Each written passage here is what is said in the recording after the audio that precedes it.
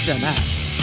The NASCAR Cup Series is on SiriusXM. We're back on the track Sunday. 1 p.m. Eastern. It's the Firekeepers Casino 400 From Michigan International Speedway on SiriusXM NASCAR Radio Channel 90 and on the SiriusXM app.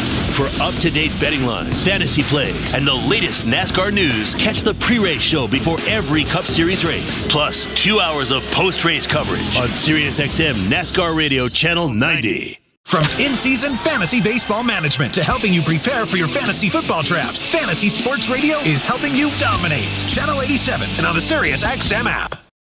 Way gone! Is Toronto Blue Jays baseball. Low rounding and heading for second to throw.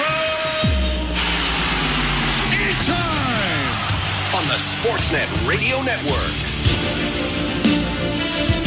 Game 2, the Blue Jays and the Philadelphia Phillies at Rogers Center. Toronto looks to bounce back after a thwacking by Philadelphia yesterday as they scored 6 in the first to win the opener of the series, 8-3. Hi, everyone. Welcome to downtown Toronto. Alongside Chris LaRue, I'm Ben Schulman. Show Ali is our host and producer today. Tom Young and Brandon Brown are our technical directors. You're listening to Blue Jays Baseball, brought to you by the local family-owned Crown Rust Control Centers in Port Colborne and Welland. Crown is proud to be Canadian-owned and operated since 1986, so protect your vehicle from rust today at your local Crown Rust Control Center or visit crown.com. Crown, Canada's #1 rust protection. Taking the hill for the Blue Jays tonight, Jose Berrios, who looked as good in his last start as he's looked all season, punching out 9 and 6 scoreless against the Athletics. Facing him will be the #8 prospect in the Phillies system, making his second career Major League start. It's the right-hander, Mick Abel. We'll have lineup standings, first pitch on the other side. You're listening to Blue Jays Baseball, streaming at sportsnet.ca on the Sportsnet app, and as always, on the Sportsnet Radio Network. At Crown Rust Control Center, protection runs deep because every Crown Rust Control Center is owned by a local family who cares beyond business. Your Crown Rust Control Center is 100% committed to their product, to you, to their community, which is your community. Protecting you and what matters to you is equally important as protecting your vehicle. Did you know spring's the best time of year to protect your vehicle from rust? For a special spring offer, find your local family-owned Crown Rust Control Center at crown.com. Tonight on Sportsnet, Hockey Central kicks off the Stanley Cup Final. Then, Edmonton has waited a year for the chance to avenge last year's final with Florida. The Oilers are headed for a rematch with the Florida Panthers in the Stanley Cup Final. The league's best fight it out for the right to bring Stanley home. But the biggest step is still ahead. Is this the year for Edmonton to hoist the cup? That's playoff hockey. The Stanley Cup Final. Watch on Sportsnet. Stream on Sportsnet Plus. Not tomorrow, not someday. The home improvements begin today. It's game on with Timber Mart. Build that deck, raise that fence, landscape till your property is beautiful. Make no payments for 12 months with the Timber Mart Deferred Payment Program. Apply for a Timber Mart project card today and pay later, 12 months later. Financing provided by Fairstone Financial Inc. Conditions apply. Ask in-store for details or apply at timbermart.ca. Locally owned, proudly Canadian. Timber Mart is Canada's building center. The NASCAR Cup Series is on SiriusXM. We're back on the track Sunday. 1 p.m. Eastern. It's the Firekeepers Casino 400 From Michigan International Speedway on SiriusXM NASCAR Radio Channel 90 and on the SiriusXM app. For up-to-date betting lines, fantasy plays, and the latest NASCAR news, catch the pre-race show before every Cup Series race. Plus, 2 hours of post-race coverage on SiriusXM NASCAR Radio Channel 90. Blue Jays fans, after this game, get back to what's really important. Your fantasy football team. We're talking about it right now on Fantasy Sports Radio, Channel 87, and the SiriusXM app. I think with Jose, really no matter who he's facing, it's fastball command, both sides of the plate. It's fun and a little tricky when you have kind of a veteran pitcher facing veteran hitters with a lot of experience against one another. So a few adjustments hopefully to make, but I think you have to really, really hone in on where you're throwing your fastball. I think Jose has, the breaking ball and the changeup to get a lot of swing and miss, and it just comes down to kind of how he sets that up with his fastball command. That was Blue Jays manager John Schneider talking about Jose Berrios and the daunting task that he has today. It's Game 2, Blue Jays and Phillies. Berrios' job is to shut down what is a very, very tough Philadelphia lineup. I'm Ben Schulman alongside former Major League pitcher Chris LaRue. Thanks for tuning in tonight. And Chris, we heard John Schneider's thoughts. What do you think about what Berrios needs to do to avoid the fate that Bowden Francis had yesterday, which was an exit in the second inning? Well, it really is that simple. If you have the fastball command, you can throw that sinker inside to some of these tough Philadelphia Phillies hitters. So if Jose Berrios has the sinker, has the command of that fastball, he can then mix in that slurve. He can mix in that changeup. He's been really good over the last few starts, really commanding all of his pitches. He had that rough first inning against the Tampa Bay Rays, I think in his second to last start. But other than that, he's been great. Just commanding that fastball, it'll be key to his success tonight.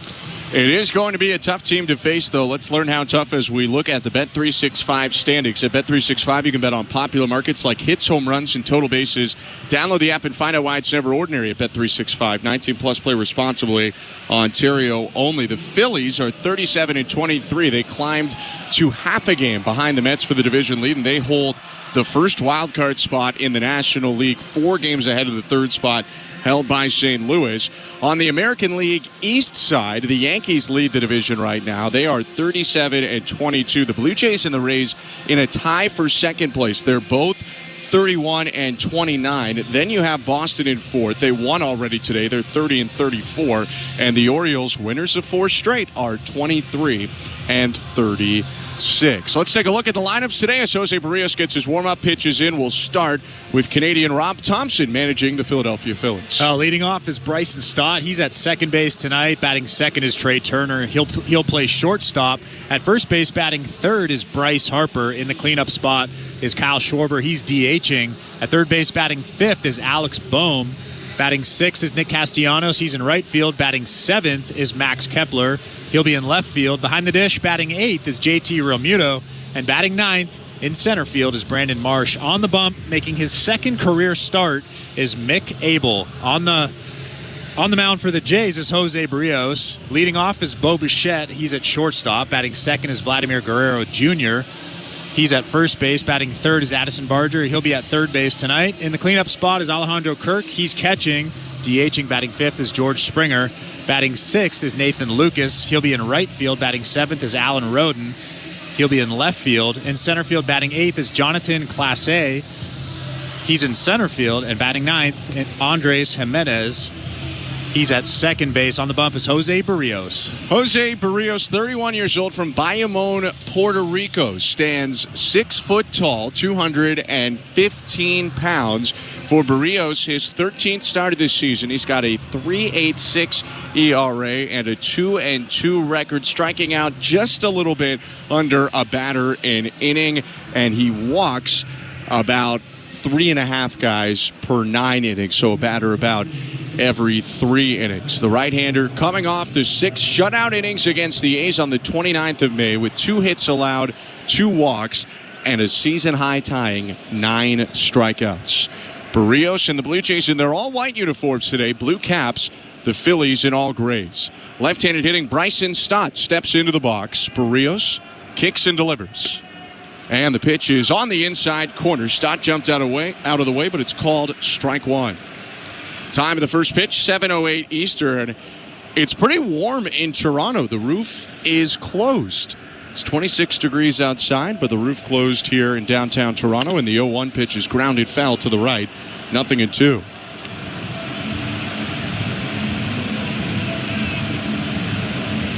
No rain in the forecast. To be honest, was kind of surprised to see the roof closed today. I'm disappointed. I love a good open roof evening here at the Rogers Center. But the flap is closed in left field, so I don't think it's coming open anytime soon. Berrios kicks and delivers an 0-2, and it's hit on the ground towards second base. Down to a knee, Andres Jimenez up with it, throws to first. And on 3 pitches, all strikes, he retires Stott on the ground. That was a really good sequence. They started him off inside with a sinker, and then a slurve below that strike zone, and then he mixed in that really good changeup. 3 nice pitches for Jose Berrios. That's almost the full complement for Berrios. It's sinker, slurve, changeup, four-seamer, and cutter for the righty. He looks into right-handed hitting. Trey Turner, the shortstop, and the pitch. Fouled back, 0-1. Big day for Trey Turner yesterday. He came up with 3 hits, including 2 home runs, a 2-run shot to open the scoring in the first, and then a solo homer to extend the Philadelphia lead in the 8th. 0-1. Popped up off the handle. It goes just foul over the dugout, third base side, and into the seats. 0-2. And right away, a good sinker inside off the plate to Trey Turner. He's a guy that likes to go the other way, likes to use the big part of the field. And Jose Berrios, a good veteran, knows exactly where he needs to throw that sinker, threw it off the plate inside. Ahead of Turner, 0-2. Berrios offers home. Called, strike 3. Changeup at the knees. Turner doesn't like it. There are 2 down. Another great changeup. You can tell he really has a feel for that thing today. 2 perfect ones already, and we're early in this ball game. Trey Turner turned back and talked to our home plate umpire today. It's Paul Clemens. Crew chief at first base is Adrian Johnson. Quinn Walcott at second. And at third is Ramon DeJesus. He didn't like that call, but I guarantee he's going to look at that pitch right now and be like, well, that was a perfect pitch. It really was. 2 outs. Infield shifts toward first base. Here's Bryce Harper. First pitch cut on and missed. Strike 1. Not every pitch has been in the zone so far, but on 7 pitches for Berrios, he's thrown 7 strikes with swings and misses or foul balls factoring in. Righty's 0-1. Broken bat bouncer just up the middle towards shortstop. Picked up by Bo Bichette. He slings to first in a very different first inning than yesterday. Berrios goes through the Phillies very quickly. 1-2-3, he retires the side and sends us to the bottom of the first, where Bo Bichette will lead off in a scoreless game. You're listening to Blue Jays Baseball, brought to you by your local family-owned Crown Rust Control Center, streaming at sportsnet.ca and the Sportsnet Radio Network. At Crown Rust Control, protection runs deep because every Crown Rust Control Center is owned by a local family who cares beyond business. Your Crown Rust Control is 100% committed to their product, to you, to their community, which is your community. Protecting you and what matters to you is equally important as protecting your vehicle. Did you know spring's the best time of year to protect your vehicle from rust? For a special spring offer, find your local family-owned Crown Rust Control Center at crown.com. If you're looking for a fun day, did you know the day before Monday? Junior J Sunday. You can paint your face, come and meet Ace and run base to base. On Junior J Sunday. So many things to do. You can bring your crew and even mom and dad too. Junior J Sunday. Lights up, let's go to Junior J Sundays. It's family fun throughout the ballpark with games and activities that your squad will never forget. Feeling the song, grab your dad or mom, visit BlueJays.com. Junior J Sunday. Breaking it. This is Toronto Blue Jays baseball. High fastball, swing and a miss, strike 3.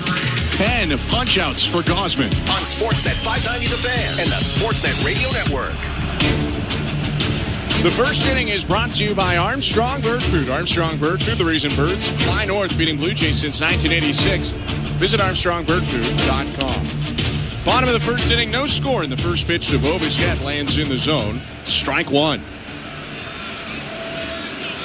Bichette, Vladimir Guerrero Jr., Addison Barger to hit against Mick Abel. The righty's next pitch in there again at 95, 0-2. Abel, the Phillies' first rounder, picked 15th overall out of a high school in Oregon in 2020, makes his second career big league start. He deals home and misses outside with a breaking ball. 1 ball and 2 strikes. 6'5", 190 pounds, born in Portland, Oregon. Abel brought up today, although we knew he was going to pitch for a little bit, but they moved Zach Wheeler to the paternity list today, and the 1-2 is sprayed foul on the ground. Bounces off the retaining wall right side, still 1-2.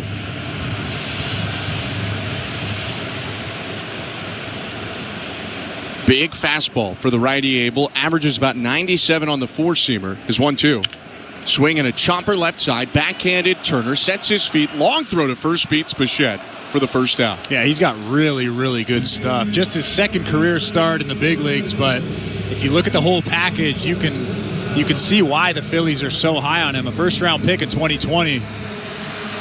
He's their number 8 prospect overall, according to MLB Pipeline. 3rd best pitching prospect behind Moises Chassé and Andrew Painter.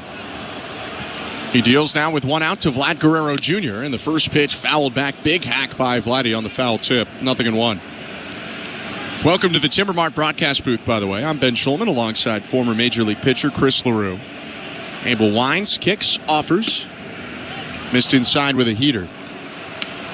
So an average of 97 on his 4-seamer in his debut start, 96 on the sinker. He'll throw a curve and a slider as well, along with an occasional change. 1-1. Swing and a line drive, hit to center. A little tail on it, charging in. Marsh gets around it to make the catch. 2 outs. That ball was absolutely hammered to center field. Brandon Marsh actually had a difficult time catching that baseball. It was just a spinning slider over the middle of the plate. Vladimir Guerrero Jr. just missed it. Vladdy helmetless, walking back to the dugout as Addison Barger steps in with 2 outs and the bases empty. No score in the game. Here's the pitch. Inside, ball 1. Barger up to the 3-hole again. And there's no one hurt today. It's just they're facing a righty, and right now they feel like he should be in the top 3 in the lineup. 1-0. Swing and a foul back headed our way. It'll go just over our heads and drop into the 500 level seats behind home. 1-1. On the season, the third baseman today is batting .274, .836 OPS, 6 home runs in 39 games. 1-1. Called a strike. Took a breaking ball over the heart of the plate there. It's 1-2. That's a pretty good curveball. A lot of break. It's maybe his best pitch outside of the 4-seamer. He'll get a second to think about the next pitch as Barger asks for time and steps out, so Abel goes to the back of the hill to get some dirt out of his cleats. 6'5" righty, back on the rubber, first base side. Turns to the left, kicks, deals, and misses high with 97. 2 balls, 2 strikes.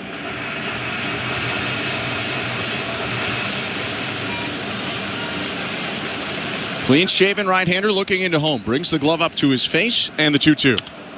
Line foul, absolutely tagged, but into the seats, 200 level down the left field line.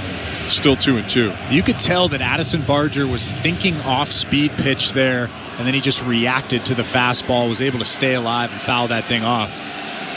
He's got a quick bat, one of the quickest in the game. Another 2-2. And another foul ball. This one looped over the netting, beyond the third base dugout, into the seats. It's pinballing around right now. A couple fans reaching down, and I think a fan in a white cap and his City Connect uniform was able to pick it up. 2-2 once more. Swing and a miss. He got him. Punched him out with the curveball near the back foot. A strikeout for Abel in a 1-2-3, bottom of the first. No score in this ballgame as we go to the second. You're listening to Blue Jays Baseball, brought to you by your local family-owned Crown Rust Control Center, streaming on the Sportsnet app and the Sportsnet Radio Network. The Stanley Cup Final is on Sirius XM. Can the Florida Panthers repeat as champions? Verhagen, he scores! And the Panthers are back in front. Or will the Edmonton Oilers end Canada's 3-decade-long Stanley Cup drought? 3-on-1. Connor McDavid, right circle, dishes, gets it back and scores. Hear the home and away broadcast of every game on Sirius XM in the car and the Sirius XM app. And talk about the quest for the Cup on NHL Network Radio, Channel 91. Fantasy Sports Radio is helping you win your fantasy leagues right now on Channel 87. Say goodbye, home run Aaron Judge. From in-season fantasy baseball management to helping you prepare for your fantasy football drafts, Fantasy Sports Radio is here to help you dominate. Don't ever take a player that you don't intend to keep all year. Don't do it. It's terrible management. Fantasy Sports Radio, your home for fantasy sports. Channel 87 and on the Sirius XM app. The football talk doesn't stop on SiriusXM NFL Radio. They're mentally tough, they're physically tough, and they're talented. From OTAs to mini camps and leading up to training camps, stay updated on the latest news around the National Football League. You got to practice a certain way if you want to be winners. Our experts are getting you ready for the 2025 season. For the veteran players, they want to see the guy earn the job. There's a story for every team on NFL Radio Channel 88 and the SiriusXM app. 24/7, 365. Coverage of all things NASCAR. All things NASCAR happens exclusively on SiriusXM NASCAR Radio, Channel 90. Radio Network. It's the second inning, presented by Bet365. With Bet365, you can watch thousands of live games, build your own bet. You can even make a bet while the game's still being played. 19 plus, play responsibly. Ontario only. I'm Ben Schulman alongside Chris LaRue. Thanks for tuning in tonight. In downtown Toronto, the Blue Jays and Phillies are squaring off. It's a scoreless game as cleanup hitter Kyle Schwarber strides to the plate for Philadelphia. Burly left-handed hitter steps in, twirls the bat around, and now stands pretty much straight up, no knee bend. Now he'll bend the knees slightly and lean back. Berrios kicks and deals, and Schwarber takes low ball one.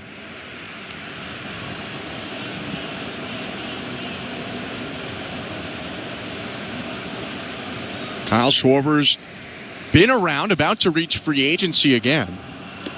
Next pitch is low, 2 balls and no strikes. Started with the Cubs, of course. He was actually injured most of that 2016 season, but made a heroic comeback to be with them in the playoffs. Played briefly for Washington and Boston, and now his 4th year with Philadelphia. 2-0. Hit hard on the ground. A one-hopper picked up at second by Jimenez. Flips it out into his bare-handed, tosses to first real smooth from the Platinum Glover. 1 down. How cool was that? You don't see that every day. Just picks that ball. Little short hop over there off the bat of Kyle Schwarber, then flips it out of his mitt into that bare hand. Like you said, so smooth over there. You can tell he has fun playing defense. Some guys' defense is a brief break from when they're going up there to hit. Not for Andres Jimenez. 1 out in the pitch to Alec Bohm, and he takes strike 1. Castellanos is on deck, but right now it's the third baseman Bohm, who was 4 for 5 yesterday with 4 singles. Long hair coming out of the back of his helmet. He bats right, open stance. 0-1. Check swing, pitch was in. 1 ball, 1 strike. You've already seen 4 or 5 fastballs inside from Jose Berrios. I mean, you could tell that he was watching that game last night. 1-1 pitch. Down and away, 2-1. At this point in the game yesterday, it was already 6-0 Phillies, soon to be 7. John Schneider talked a little bit about that before the game. He said we have to control both sides of the plate. Philly was looking out over the plate, hunting the outer half. 2-1 pitch fouled back, 2-2. And it was interesting today before the game talking to Caleb Joseph, the former catcher for Baltimore and the Blue Jays, among others, who's on Blue Jay Central today. And he said, you're seeing homers on quote-unquote good pitches on the outside corner off the plate because they just weren't thinking about the inner half at all. It makes hitting a lot easier when you know that there's nothing on the inside part of the plate coming. You can just look out over the plate. 2-2, lined out to center field. Jonathan Clase moving in, crouches down and makes the catch on the liner. First start out there in center this year for Clase.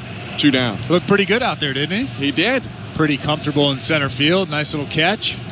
And it is interesting to see him out there. You could have gone a couple different ways because both Clase, or really all of Clase, Rodin, and Lucas, the 3 outfielders today, have played center field and can play center field at the big league level.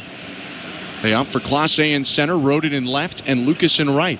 2 outs, the pitch to the Phillies right fielder. Castellanos is tagged. Deep right center field. Going back, Clase and Lucas. It's gone. Solo shot for Nick Castellanos, and the Phillies strike first. It's 1-0 in the top of the second. Nick Castellanos has a lot of power the other way.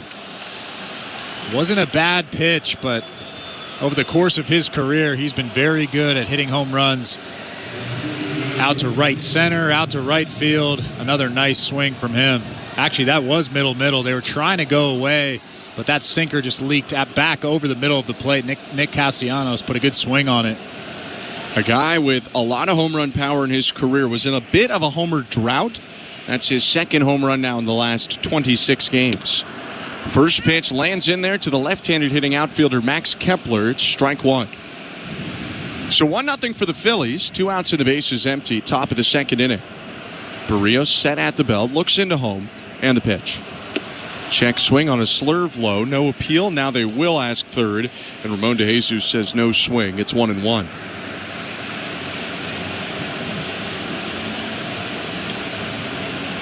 Phillies clubbed 3 homers yesterday to the Blue Jays 2. 1-1. Swing and a liner, left field. Backing up, Rodin, backpedaling, reaches high and makes the catch over his head to end the inning. The Phillies get on the board first. The solo home run from Castellanos, his 6th of the year, makes it 1-0 Philadelphia, middle of the second. You're listening to Blue Jays Baseball, brought to you by your local family-owned Crown Rust Control Center, streaming at sportsnet.ca and the Sportsnet Radio Network. Siding isn't just siding. It's your home's first impression and first line of defense. That's why pros reach for James Hardy, the name that built its reputation one rugged, good-looking board at a time. Engineered to stand up to Canada's wildest weather, designed to stand out on any street, and always priced right at Timber Mart. So when the job calls for smart, strong, and sharp, you'll know what to do. Timber Mart, Canada's building center. Which loony dogger are you? Do you approach Tuesdays with swagger and style? You could be a Rizzy Glizzy. Maybe you're an architect stacking your loony dogs up high. Do you walk into the ballpark with the confidence of an MVD? Then you're the most valuable dogger. This season at Rogers Center, every Tuesday home game is Looney Dogs Night, presented by Schneider's. No matter which loony dogger you are, you'll have the opportunity to purchase $1 hot dogs from various concession stands around the ballpark. Looney Dogs Night, presented by Schneider's. Every Tuesday home game. For tickets, visit BlueJays.com. At Crown Rust Control Center, protection runs deep because every Crown Rust Control Center is owned by a local family who cares beyond business. Your Crown Rust Control Center is 100% committed to their product, to you, to their community, which is your community. Protecting you and what matters to you is equally important as protecting your vehicle. Did you know spring's the best time of year to protect your vehicle from rust? For a special spring offer, find your local family-owned Crown Rust Control Center at crown.com. This is Toronto Blue Jays baseball. Racing back Santander, leaps at the wall, and he made the catch! On Sportsnet 590 The Fan and the Sportsnet Radio Network.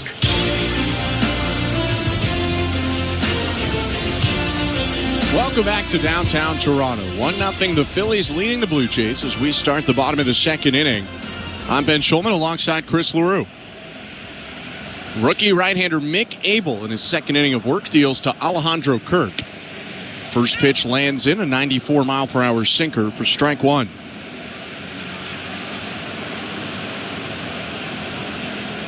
Abel, the 15th overall pick in 2020 out of Jesuit High School in Beaverton, Oregon. Next pitch hit foul, 0-2. A big prospect throughout his time in the minor leagues, but not always a successful minor league pitcher. You only have to look back to 2024 when his ERA was about 6.5 in over 100 innings for the Lehigh Valley Iron Pigs. 0-2. High and outside, 1 ball and 2 strikes. And that's last year. A lot of walks in that time for Abel, but he's toned that down. His 1-2. Chopped foul, third base side on the ground. And picked up by Davis Schneider, who's on the bench today for the Blue Jays. Still a ball and 2 strikes. You have to imagine that if those walk numbers weren't that high, that number 8 prospect would be at least top 5. With the stuff that he has. Yeah. And we're starting to see it right now, especially that four-seam curve mix is deadly. The 1-2 is a slider down and away. Check swing, appeal to first. No swing, says Adrian Johnson. 2 balls, 2 strikes. And he's throwing strikes now. Still hasn't walked the guy in the big leagues. In his second major league start, he went 6 innings against the Pirates in his first one. 2-2. Up and in. Kirk limbo's back out of the way. Ball 3. Went up against Paul Skeens, too. I was going to say, on one hand, the Pirates are not the best club in baseball. On the other hand, he had to debut against maybe the best pitcher in the game. 3-2 pitch is bounced high towards second. On 2 hops, it's picked up by Stott, who sidearms over to first for the first out of the inning. Yeah, it's really tough knowing, especially in your first major league start, knowing you have to be perfect to be able to get your team a win against a guy like Paul Skeens, who's almost always perfect. Skeens completed the game and allowed 1 run. And the Phillies still beat the Pirates 1-0. Overall in the day for Abel, 6 innings, 5 hits, no runs, no walks, 9 strikeouts. His pitch to George Springer is lofted very high out to left center field. Bearded center fielder Brandon Marsh shuffles back toward dead center and makes the catch. Quickly, 2 outs in the frame. Well, I bet George Springer wants that one back. That was just a spinning slider over the heart of the plate. Got underneath it just a little bit. You can see him shaking his head as he was running to first base, knowing he missed that pitch. With Springer retired, today's right fielder, Nathan Lucas, comes up. They shift to the pull side toward first base for the left-handed hitter. First pitch right down the middle, strike one. Only guy not in that shift is third baseman Alec Boehm, who's still playing a fair bit off the line, but not quite over near shortstop. And he's in on the edge of the turf, 0-1. Fouled back, 0-2. That fastball's electric. That one was 97, in on the hands. Only thing you can do with that pitch is foul it off, really. That's the pitch that scouts were drawn to the most when Abel was selected by the Phillies. 0-2 pitch. High and outside, ball one. On the scouting scale where 20 is the lowest grade and 80 is the highest, don't ask me why. He had a 60 grade fastball coming in as a prospect, which is very good. 1-2. Lined and caught at first by Harper to end the inning. Hit it hard, but to the wrong spot for Nathan Lucas. And Mick Abel has retired all 6 Blue Jays he's faced. 1-0 Phillies after 2. You're listening to Blue Jays Baseball, brought to you by your local family-owned Crown Rust Control Center, streaming on the Sportsnet app and the Sportsnet Radio Network. Knock all your summer projects out of the park with Home Hardware, the official home improvement retailer of the Toronto Blue Jays and your DIY partner in making your dream home a reality. From gardens to garages, back decks to front doors, refreshes and renos, we're here to help you cover all your bases and make every summer project a home run. Visit any of our 1,000+ Home Hardware and Building Center locations, where we're proud to be locally owned and genuinely Canadian. Buck Martinez here to tell you about the huge Double XL 3-topping pizza from Pizza Pizza, just $19.99. That's a whopping 18-inch 3-topping thing of beauty for only $19.99. So hurry into Pizza Pizza today and bring a big appetite for a hot and fresh Double XL pizza. I'm loving this big voice. I may just call the game this way. Go to pizzapizza.ca. Breaking news coming in from Bet365. Where is Toronto Blue Jays baseball? In time! What a play, Bo Bichette! On Sportsnet 590 The Fan and the Sportsnet Radio Network.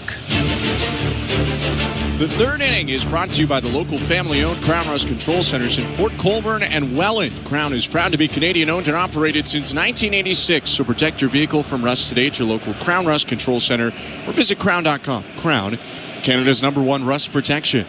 First pitch of the third misses downstairs to JT Realmuto. Ball one. Jose Berrios on the hill with the Phillies leading 1-0 thanks to a second inning solo shot from Nick Castellanos. 1-0 pitch. Swing and a miss. Big leg kick and a wave at a pitch outside there for Realmuto, the catcher. Batting .224 right now, mid-600s OPS.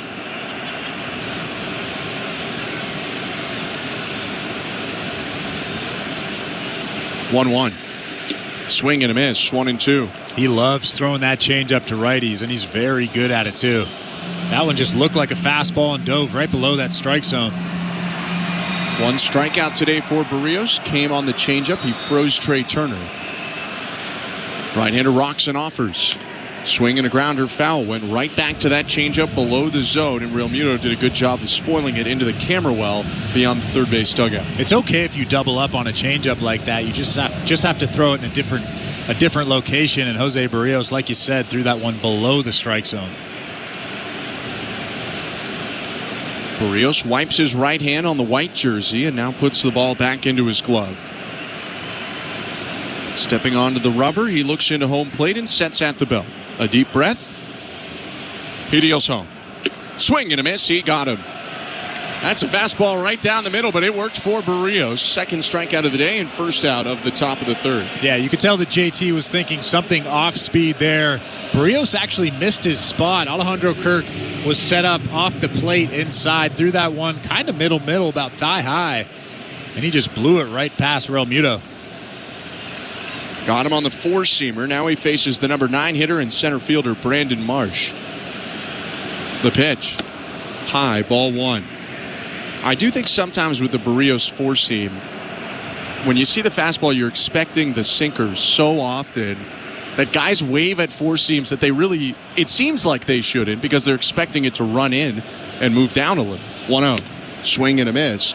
Elevates the four-seamer there to make it 1-1. And that's why sinker ballers all have a four-seamer. Just because once in a while they want that fastball to stay true, to stay straight, like you said, it really throws off hitters. 1-1.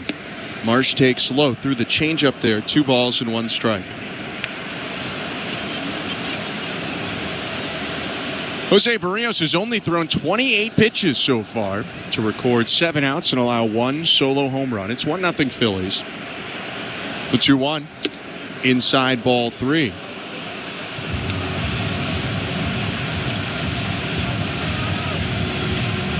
think that was the cutter. Only throws that thing about 6% of the time, 90 miles an hour. Usually in this situation, lefty up and you want to work inside. Now is 3-1. Hit off the end of the bat. A soft liner to center field. That's going to drop in front of Jonathan Clase for a base hit. Executed the sinker exactly how he wanted. It was right on the outside corner, and that's just a very good swing from a good player in Brendan Marsh. Yeah, Marsh didn't get all of it. I think he hit it off the end of the bat, but again, you're protecting in that situation. He's trying to go the other way. Pretty good base hit out in front of Jonathan Clase in center field. Marsh getting on the sliding mid onto his left hand as he leads off first. Top of the order up, it's Bryson Stott. The pitch. Missed outside with the slurve. Ball 1.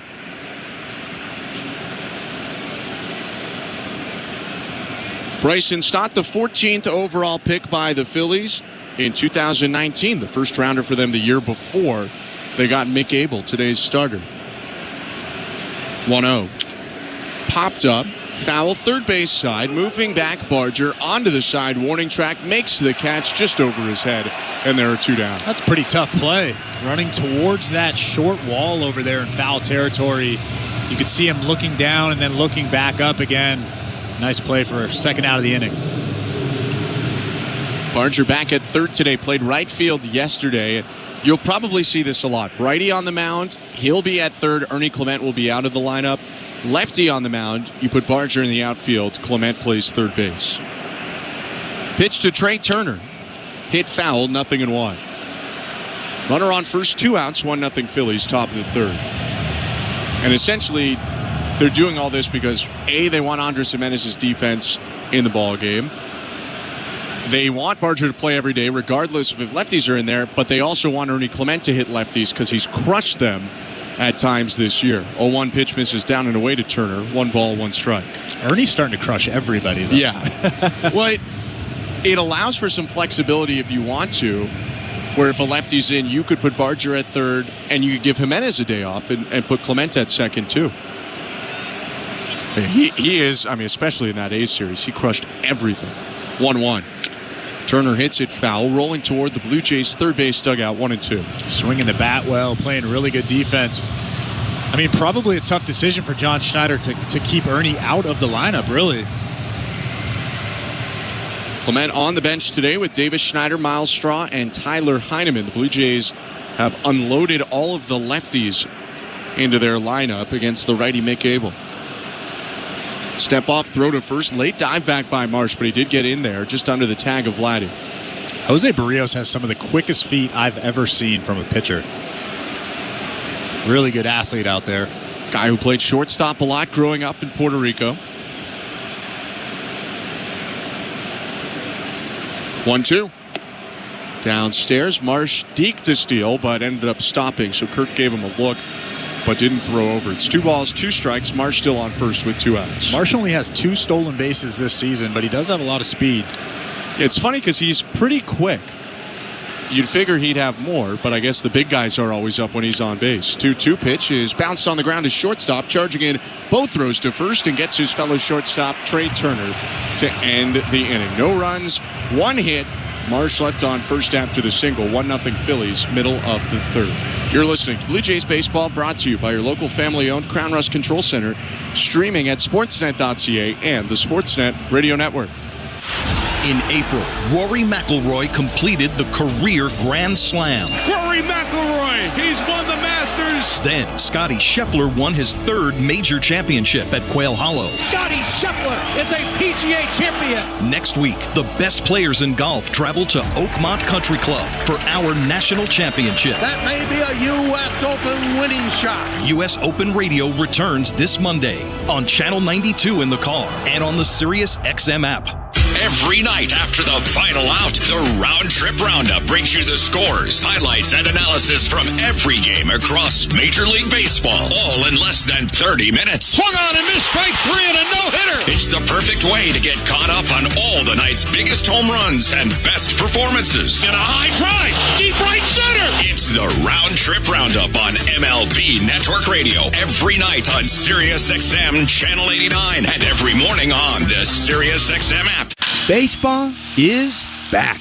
It's former General Manager Jim Duquette, and every Sunday on the front office, we have you covered on everything happening across Major League Baseball. That's right, Duke. It's former Big League GM Jim Bowden. Injuries, extensions, promotions, demotions, and trades.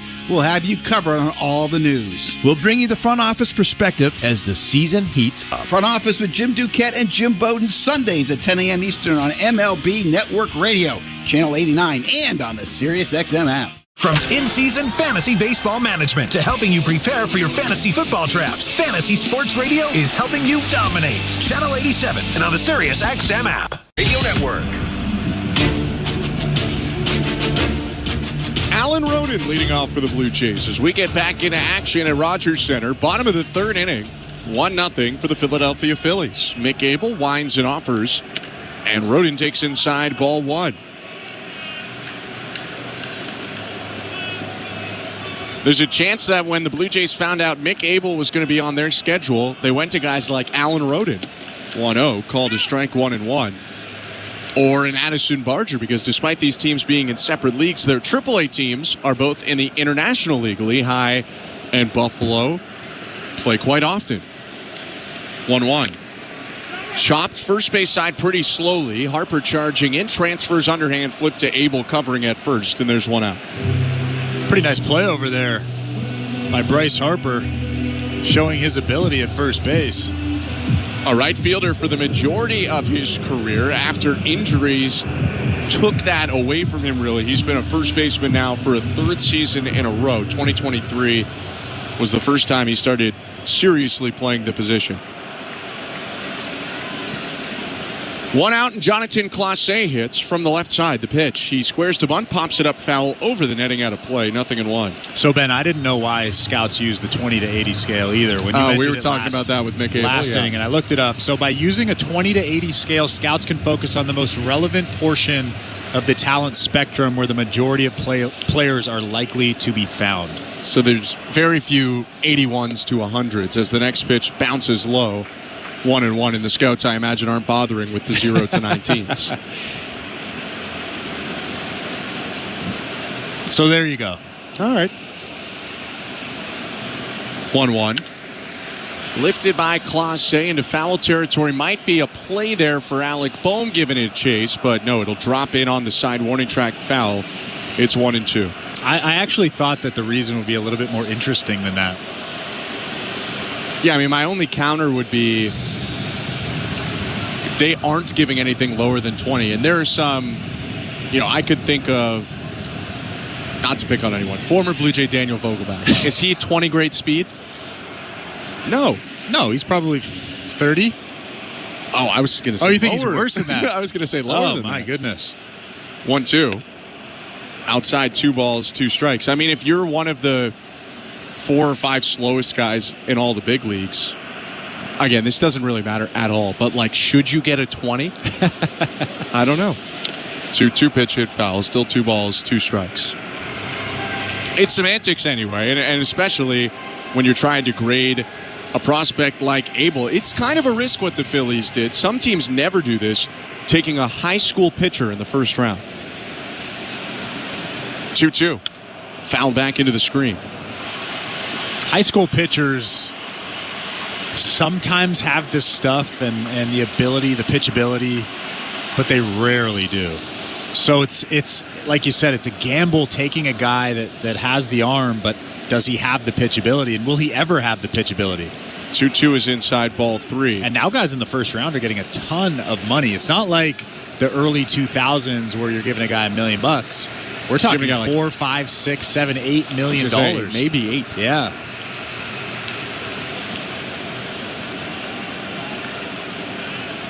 Abel's 3-2. Fouled away. Good fight here from Clase. Mick Abel got over $4 million in his signing bonus, being drafted 15th overall by the Phillies in 2020. And he really didn't figure it out until this season. Yeah. 3-2 again. Called strike 3. 96 on the inside edge. Clase thought he had a walk. Instead, it's a strikeout for Abel, his second today. And there are 2 down. That's good stuff. Missed his spot just by a little bit, but hit the black on the inside part of the plate. I'm sure Clase knew that was a strike. He was kind of acting like it wasn't a strike, but he knew. So 2 outs, Andres Jimenez to hit, the number 9 hitter in the order. Swings and misses, strike 1. Welcome to the Timbermart broadcast booth. When home improvement projects are throwing you a curveball, talk to the folks at Timbermart before you begin your next job. They've got the material and know-how to make sure you have all your bases covered. Timbermart, Canada's building center. I'm Ben Schulman alongside Chris LaRue, Show Ali, our host and producer. Tom Young and Brandon Brown, our technical directors. 2 outs, bases empty, 1-0 Phillies, and the 0-1. Lined, right center field, and down for a base hit. Second game back from the injured list, the first knock since returning for Andres Jimenez, and he's the first base runner today for the Blue Jays. It comes with 2 outs in the bottom of the 3rd. Well, that's got to feel good for Andres Jimenez. How about that swing there? Not a terrible breaking ball from Abel. Andres Jimenez uses the whole field and hammers that thing into center field. Got the slider from Abel. Has a single, and he is a big threat to run. Jimenez, 9 stolen bases in 37 games before going down. Pitch to Bo Bichette. And it's called low. It was borderline, 1-0. Mark Budzinski in the year of Andres Jimenez. Jimenez takes a 3-step lead. Abel kicks and deals. Bichette scorches one up the middle. Diving stop Stott on the backhand side. He pops up, throws to first, and ends the inning with a heck of a play. The Blue Jays do not score on 1 hit. They leave 1 on base thanks to a web gem from Bryson Stott. We go to the 4th, 1-0 Phillies. You're listening to Blue Jays Baseball, brought to you by your local family-owned Crown Rust Control Center. Streaming on the Sportsnet app and the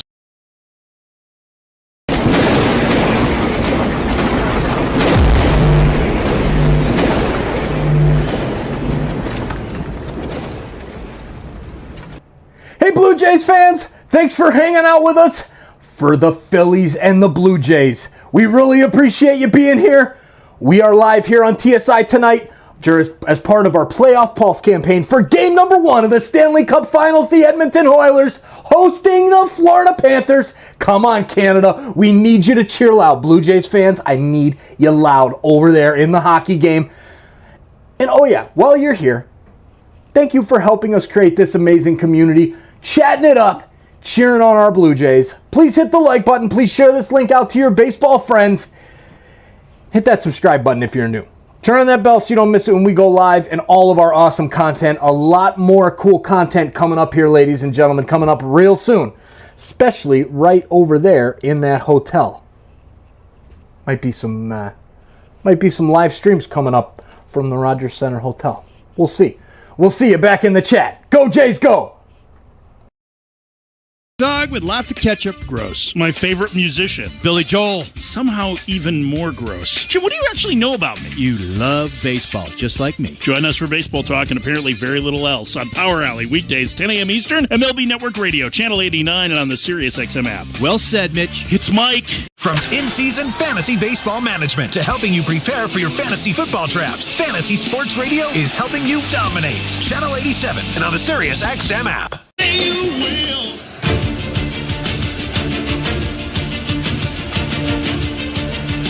Welcome back to downtown Toronto. Top of the 4th inning. Phillies 1, Blue Jays nothing. As Jose Berrios kicks and offers to Bryce Harper.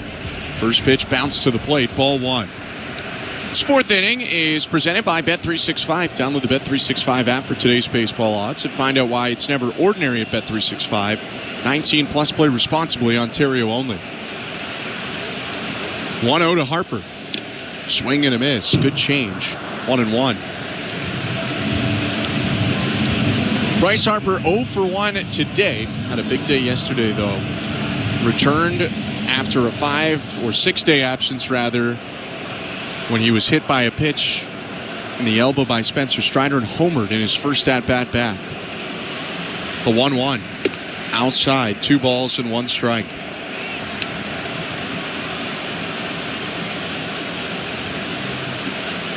It's great to see for the Phillies because A, Harper was incredibly hot before he got hurt, and B, the Phillies got very cold when he missed all those games. 2-1 pitches low, 3-1. They got swept quite forcefully by the Brewers.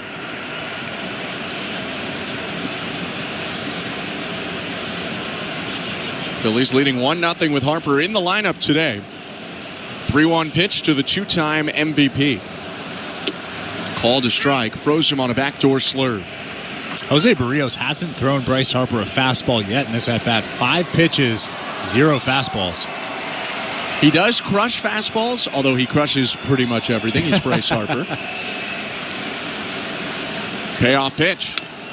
Grounded foul into his own dugout, first base side. The home run he hit yesterday was on a split finger. It was? So there's that. Doesn't always crush fastballs. If you locate that thing either up or in. Yeah, man, he just hits everything. 3-2. Swing and a miss. Strike 3. Didn't hit that pitch. A four-seamer right down the middle.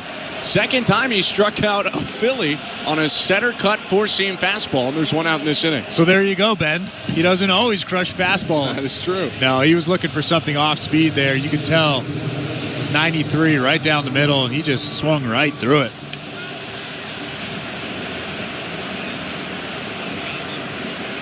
Talking to himself after he punched out, he wasn't happy with that one. There's 1 out in the inning, 3 strikeouts on the day for Berrios, who waits for Kyle Schwarber to step in. Despite the Phillies hitting well so far in this series, Schwarber has not reached yet. He's 0 for 6.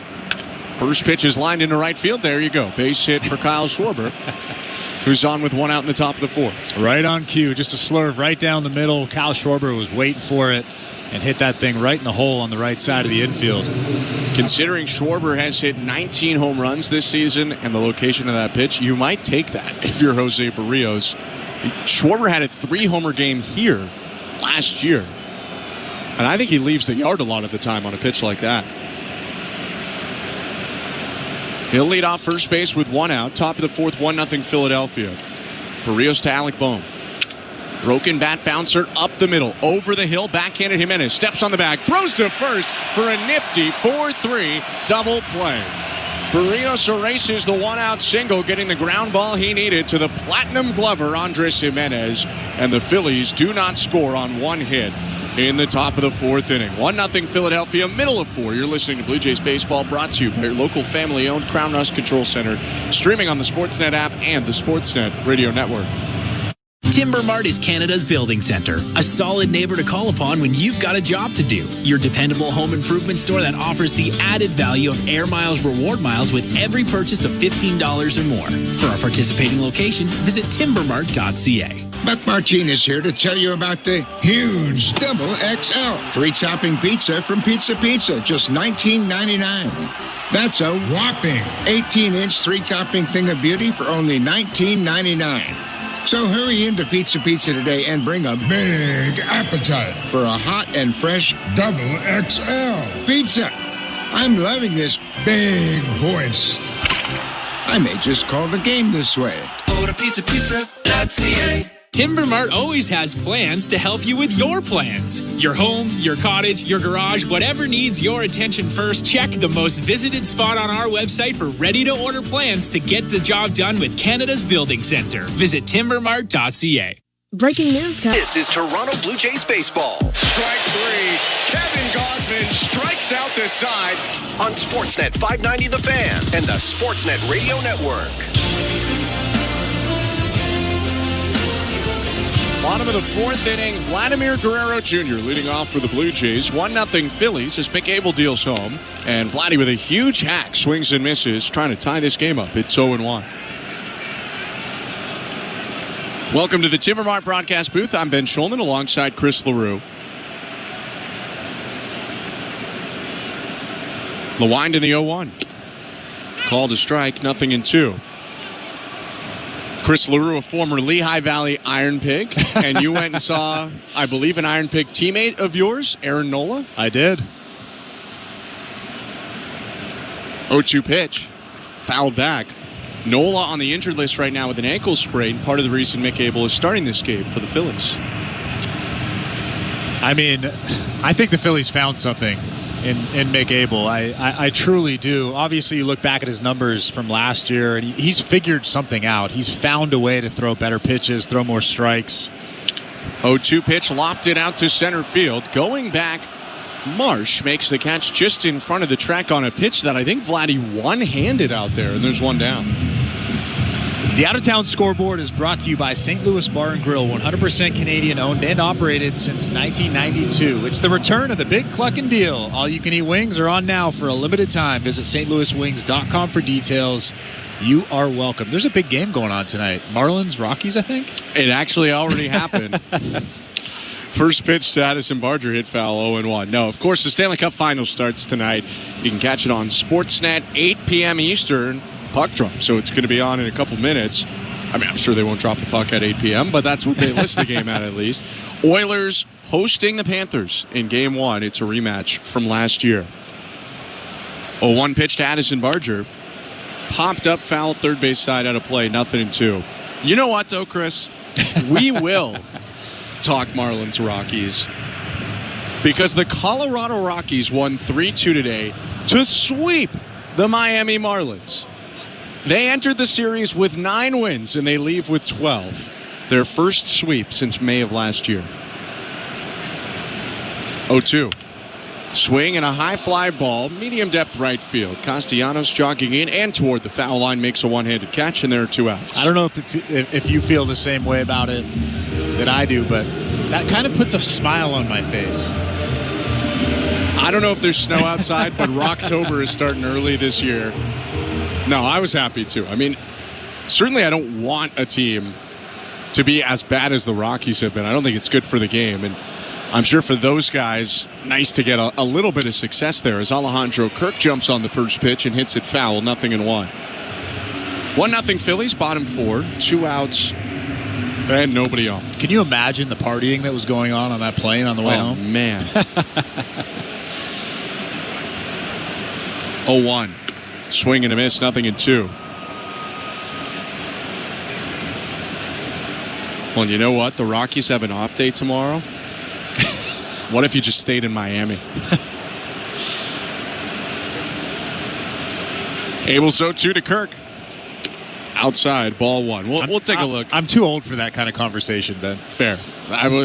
You played there. You've done that before. We'll take a look at some more relevant scores if Kirk extends this inning. 1-2 pitch. Chopped on the ground left side. Backhanded deep by Turner. A crow hop and throw to first ends the frame. All of our out-of-town scores were brought to you by St. Louis Bar and Grill. In Toronto, it's 1-0 for the Phillies. As we head to the 5th, you're listening to Blue Jays Baseball, brought to you by your local family-owned Crown Rust Control Center, streaming on the Sportsnet app and the Sportsnet Radio Network. Dive into summer with an exclusive collection of sun-soaked specials on the SiriusXM app. From the Heat's poolside party starters to BPM's red-hot dance floor fillers and backyard barbecue vintage hits. From classic vinyl, brighten every moment with exclusive feel-good mixes from your favorite channels and more. Just search Summer on the SiriusXM app. Fantasy Sports Radio is helping you win your fantasy leagues right now on Channel 87. Say goodbye, home run Aaron Judge. From in-season fantasy baseball management to helping you prepare for your fantasy football drafts, Fantasy Sports Radio is here to help you dominate. Don't ever take a player that you don't intend to keep all year. Don't do it. It's terrible management. Fantasy Sports Radio, your home for fantasy sports. Channel 87 and on the SiriusXM app.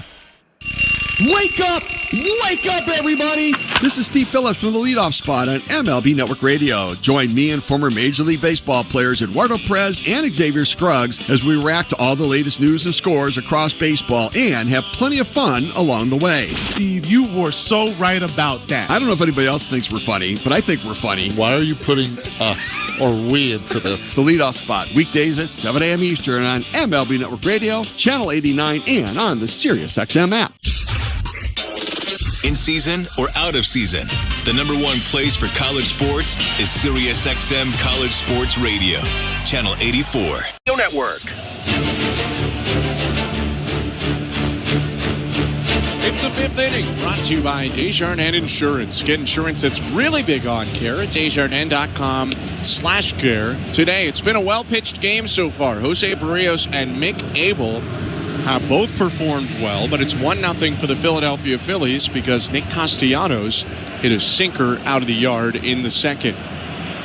Castellanos will lead off this fifth inning, followed by Max Kepler and JT Realmuto.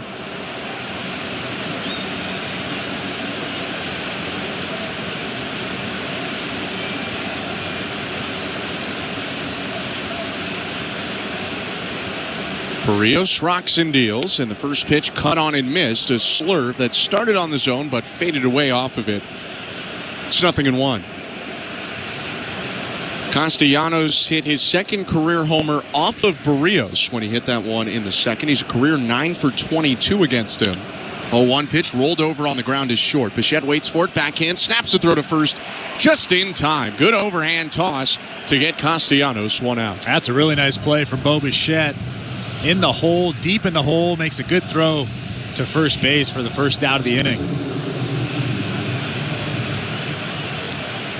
So with one out, here comes Max Kepler from Berlin. Little underhanded swing, wide open stance from the left side. He brings the black bat above his left shoulder, the pitch. Check swing, pitch outside, ball one. Before he was a major league outfielder, he was a one-time academy goalkeeper for Hertha BSC, a soccer team in Germany, outside 2-0. At least in points recently, Hertha BSC has been in the Bundesliga, the top soccer league or football league in Germany. I'd be lying if I told you I knew whether they were in it this year or not. 2-0. High, 3 balls and no strikes. I thought you were a soccer fanatic. You can't do every league. I mean, Premier League, I'm all right. Everywhere else gets a little dicey.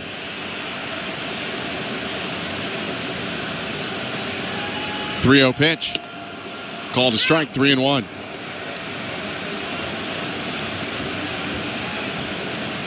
Kepler left the other sports behind, though, signing with the Twins in 2009 as a 16-year-old, debuted in pro ball the next year at 17 years old. He takes the 3-1, it's outside, and that's ball 4. First walk issued by Berrios or by either pitcher so far in this game.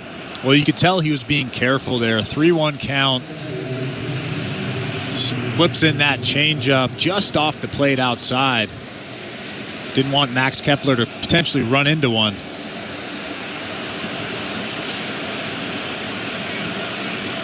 Kepler on first now with one out. Here's the former Marlin, longtime Philly catcher JT Realmuto. The pitch, inside, ball 1. Let's go back to that St. Louis Bar and Grill out of town scoreboard, because as much as I enjoyed talking about the Rockies, there are some games a little bit more consequential to the Blue Jays going on tonight. Division-leading Yankees are trailing 3-0 right now to the Cleveland Guardians. That game in the Bronx in the bottom of the third. 1-0 pitch. Check swing, pitch down and away, appeal to first. He did go. It was an emphatic point by Kirk, and Adrian Johnson agreed. That one's a strike, and it's 1-1. On the St. Louis Bar and Grill out of town scoreboard, it was a 3-run first inning for the Guardians. 2-run shot by Angel Martinez started the scoring.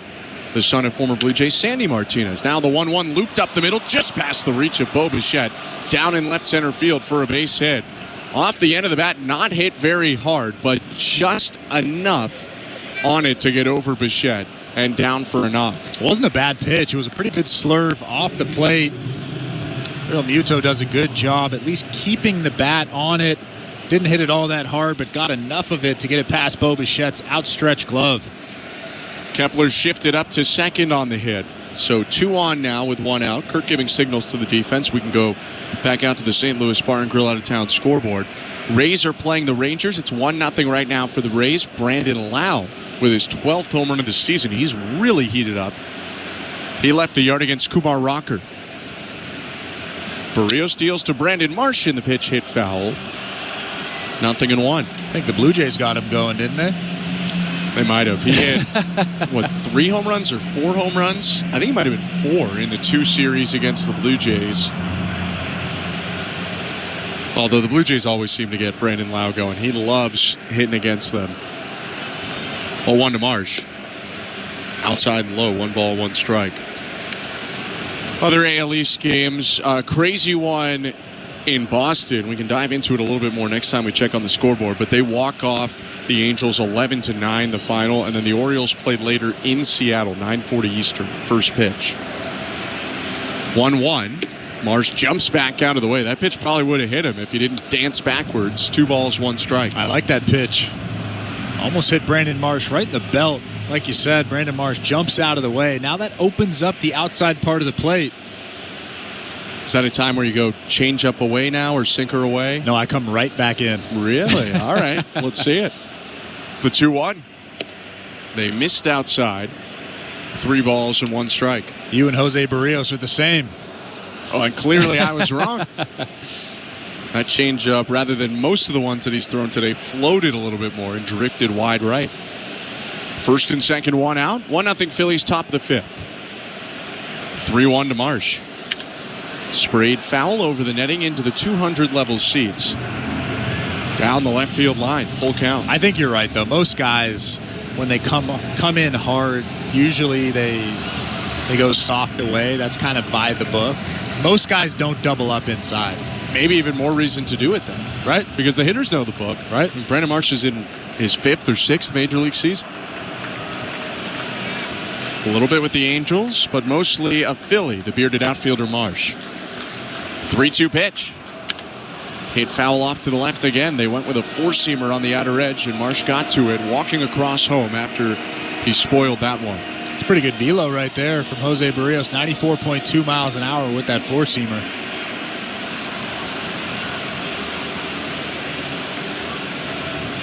Berrios has given up a walk and a hit this inning. Kepler walked. He's on second. Real Muto with the hit. He's on first. 1 out. The 3-2. High ball 4, and the bases are loaded.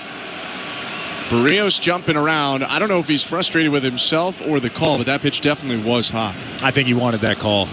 He thought that was a good pitch. I mean, obviously, we have the benefit of that strike box, so we can see exactly where that strike zone is. It was a hair above the strike box, but a really nice pitch. Started on the inside part of the plate and ran back over. Yeah, he really wanted that call. I mean, the strike box isn't 100%, but that missed by enough that you figure it's probably high. Kirk made it look a little better maybe than it actually was. Always does. He really does. So the bases are loaded now, and the top of the order is up for the Phillies. Bryson Stott will hit with the corners in and the middle a little bit like halfway in. First pitch, called a strike. Gets a bit of a break there on a pitch that might have been outside. 0-1. Stott's 0 for 2, a ground out to second and a pop fly foul to third base. Either of those outcomes again would do a lot for Jose Berrios. Righty rocks and offers. That one missed low. Doubled up on the changeup. 1 ball, 1 strike.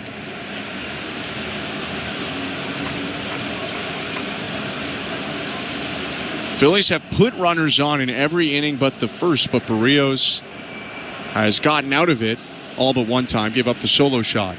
1-1 pitch. Check swing. It was high. Peel down to third. No swing, says Ramon de Jesus. 2-1. Nowhere to put him. Bases are loaded right now with 1 out and a 2-1 count. And Trey Turner is waiting on deck. Stott a very clutch hitter, though. 2-1 pitch. Swing and a miss. 2-2. Just blew that fastball by him at 95 miles an hour. On the clutch of Stott, not only has he hit a couple big playoff home runs in his career, but coming into this series was hitting .315 with runners in scoring position, including 3 of his 4 home runs.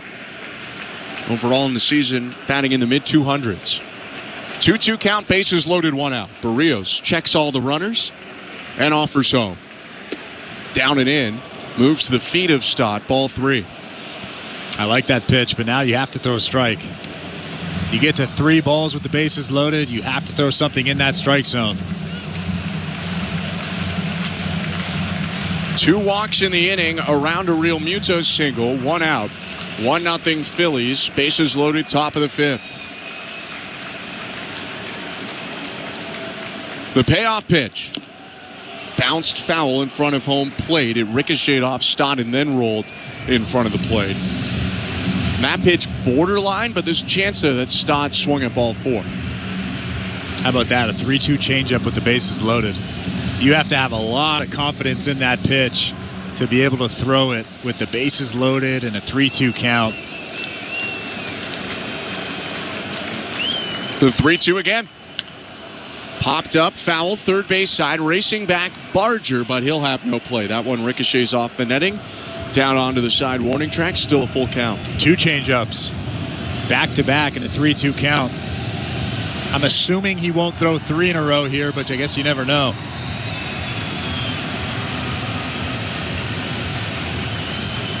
Berrios is asking for a new baseball. I wonder if, to a certain extent, he just wants a little bit of a rest. He's thrown about 25 pitches in this inning, 7 in this battle with Stott, and he threw 7 to Brandon Marsh on the walk just before that.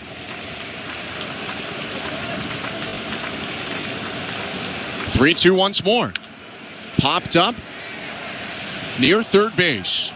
Barger walking onto the infield turf, makes the catch. The infield fly rule was in effect with the bases loaded, and there are 2 down. That's a beautiful sequence. 2 good changeups down and away to Stott, and then he throws that 4-seamer at 95 in the strike zone, up around the hands. What a pitch, what a sequence. That's a good call from Alejandro Kirk. And now Alejandro Kirk and Pete Walker head out to the mound along with members of the Blue Jays infield. And again, I think this is probably about rest as much as anything. But maybe you discuss as well how you want to attack Trey Turner here, 3rd time through. Yeah, I think it's more or less about rest, but you want to decide when you're out there on that mound right now with the catcher, with the pitcher, with the pitching coach, how you want to attack this guy, especially because Trey Turner is such a good hitter. The bases are loaded. There's some big runs standing out at 2nd and 3rd right now. What pitch are we throwing first here? That's exactly what I would say if I was Pete Walker. Turner is 0 for 2 today. Mound meeting breaking up right now. The shortstop for Philadelphia takes a little practice swing and steps up to the plate. Turner with a strikeout looking on a changeup in the first. He went down on 3 pitches in that at-bat and then grounded out on a 2-2 sinker in the 3rd. He hits with the bases loaded. 2 outs, top of the 5th. 1-0 Philadelphia. Berrios kicks and deals. First pitch, check swing. It was inside, and it's no swing, says first base ump Adrian Johnson, ball 1.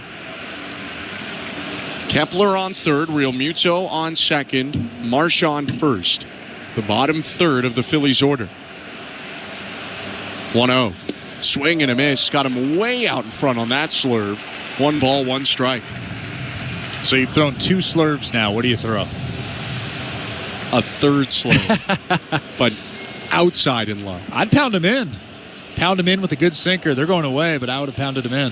1-1 is lifted to the right field, pretty shallow, near the line, racing in. Nathan Lucas makes the play to end the inning. A pair of walks issued and a single. Berrios loaded the bases with 1 out, but he gets out of it. No runs on a hit. 3 left on base for the Phillies, and this is still a 1-0 game in favor of the visitors, middle of the 5th. You're listening to Blue Jays Baseball, brought to you by your local family-owned Crown Rust Control Centers, streaming at sportsnet.ca and the Sportsnet Radio Network. This is unbelievable. The New York Knicks are relieving Tom Thibodeau of his duties as head coach. When the sports world is talking, nobody gives you more perspectives than the experts of Sirius XM. This is really not fair. This is really out of line. Hear instant reaction on Mad Dog Sports Radio. They go to an Eastern Conference Final and he decides to dump them. It's a bunch of garbage. And expert analysis on NBA Radio. I don't think this is about coaching as opposed to coaching style. Live sports talk when you need it is on Sirius XM and the Sirius XM app. On PGA Tour Radio, everyone plays golf. Peyton Manning with us. I topped it on the first hole, hit a golf cart, made a birdie. That's really all I'm going to remember is a birdie. I'll forget about hitting the cart. Aaron Rodgers in the building. Aaron, how we doing, fella? Great now. We got that hole out of the way. How'd you do? I flared it to the right. Oh, just missed the green. God. Steph Curry with us. I played in a Corn Ferry event. I've won the American Century in Tahoe in the summer, so I've had a blessed golf life. PGA Tour Radio, Channel 92 in the car, and on the Sirius XM app. Blue Jays fans, your manager, John Schneider, joins MLB Network Radio every other Wednesday at 11 a.m. Eastern. Our at-bats have been really kind of the way we envisioned them. Jimenez has kind of picked up where he left off in spring, as has Bo Bichette, Alejandro Kirk, and George Springer is making progress and kind of quieting some people down on the outside with the start he got off to. Managers at the mic on MLB Network Radio, Sirius XM 89 and the Sirius XM app. 24/7, 365 coverage of all things NASCAR. All things NASCAR happens exclusively on Sirius XM NASCAR Radio, Channel 90.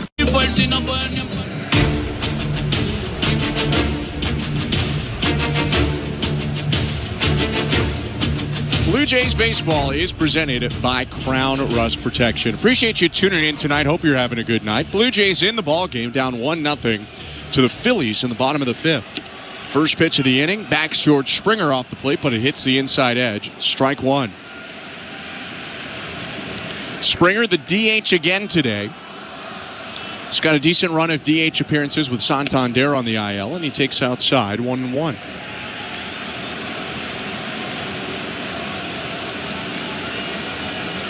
It's worked for him. Last 5 games, Springer has 6 hits, 3 homers. 1-1 pitch, outside again, 2-1. Not always easy to transition over to DH. It sounds like you should always have an advantage, but I know from talking to Anthony Santander and some others that there are some challenges. 2-1. Upstairs, check swing by Springer. 3 balls, 1 strike. Some guys love it. Some guys, I don't want to say hate it, but they don't love it as much as other guys. Some guys seem a little uncomfortable with it. 3-1. Grounded foul and picked by Nathan Lucas in the on-deck circle. 3 balls and 2 strikes. A lot of guys have said that they don't feel as involved in the game. They don't feel as ready for their at-bats. That's why a lot of DHs kind of live in that cage behind the dugouts. You take some swings off the tee. You take those underhand tosses in between innings. 3-2 is clubbed out to deep center field. Marsh twisting and turning onto the warning track makes the catch. A near miss there by George Springer on a 4-seamer elevated, and there's 1 out. And he squared up another baseball. He's been seeing the baseball very well over the last 5 or so games. Missed a home run there by about 10 feet out to center field. So 1 out in the bottom of the 5th. Welcome to the Timbermart broadcast booth. I'm Ben Schulman with the former Major League hurler Chris LaRue, Show Ali, our host and producer, Tom Young and Brandon Brown, technical directors. Nathan Lucas takes a strike to start his at-bat, 0-1. But one other thing about DHing that I didn't think about that much until Santander brought it up to me is the mental side of it. 0-1. Inside 1 ball and 1 strike. Let's say you go up there and you miss a meatball or you strike out in a way that you don't like. I've never done that. I know. Then you have to sit on that, potentially for 40 minutes. 1-1. Hit foul over the third base dugout into the seats out of play. 1-2. You can't go make a play defensively that helps out the team. You can't even just be distracted by the fact that you have to lock into whatever position you might play. All you can do is try and forget or go back to the cage and take more swings. 1-2 pitch. Just outside. Gutsy take with 2 strikes by Lucas. It's 2-2. So you're essentially just sitting in that dugout for 2 or 3 innings, just stewing on your strikeout. For sure. I mean, you try not to. I think that's the challenge that many try to overcome, but I can see how it's hard not to think about it. 2-2. Lucas lines it right at the shortstop, Turner. Would have hit him in the face if he didn't catch it. There's 2 down. It's a pretty good swing from Nathan Lucas. You can see him frustrated, slowly walking back to that dugout. Couldn't have hit that ball any harder. Well, he's lined out twice today. Once he hit it right at Turner at short, and his first time up, he hit one right at Harper at first. He settles back into the dugout as Alan Roden comes up with 2 outs. Bottom of the 5th, nobody on, and the pitch. Hit on the ground up the middle. Again, Turner position right there. Gobbles it up, throws over to first to finish off the inning. Only 1 base runner allowed through 5 innings for Mick Abel, and he's kept the Phillies in front 1-0 for the visiting team as we go to the 6th. You're listening to Blue Jays Baseball, brought to you by your local family-owned Crown Rust Control Center, streaming on the Sportsnet app and the Sportsnet Radio Network. Knock all your summer projects out of the park with Home Hardware, the official home improvement retailer of the Toronto Blue Jays and your DIY partner in making your dream home a reality. From gardens to garages, back decks to front doors, refreshes and renos, we're here to help you cover all your bases and make every summer project a home run. Visit any of our 1,000+ home hardware and building center locations where we're proud to be locally owned and genuinely Canadian. At Crown Rust Control, protection runs deep because every Crown Rust Control Center is owned by a local family who cares beyond business. Your Crown Rust Control is 100% committed to their product, to you, to their community, which is your community. Protecting you and what matters to you is equally important as protecting your vehicle. Did you know spring's the best time of year to protect your vehicle from rust? For a special spring offer, find your local family-owned Crown Rust Control Center at crown.com. Sportsnet Plus is the streaming home of the Blue Jays. Oh, what a catch! Stream over 150 Blue Jays games all season long. You won't see this anywhere else. Including pre- and post-game coverage with Jamie and Joe on Blue Jays Central. One of the best in the game right here. Watch all the Blue Jays action wherever you are, at home or on the go. Don't you love baseball? Plans start from $24.99 a month. We are good to go. Subscribe at sportsnetplus.ca. This is Toronto Blue Jays baseball. It's Blue Jays 5, Mariners nothing in the 3rd. On Sportsnet 590 The Fan and the Sportsnet Radio Network. The 6th inning is brought to you by Desjardins Insurance. Get insurance that's really big on care at Desjardins.com/care today. Jose Berrios to Bryce Harper to start the 6th. Outside check swing, but Harper held up. Ball 1.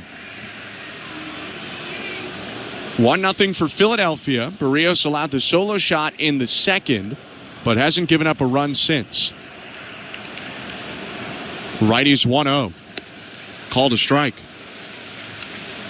Been a bit of a theme for Berrios this year, unfortunately, where he's pitched well a lot, but not necessarily received the support that he needed. 1-1. Popped up foul out of play, 1-2.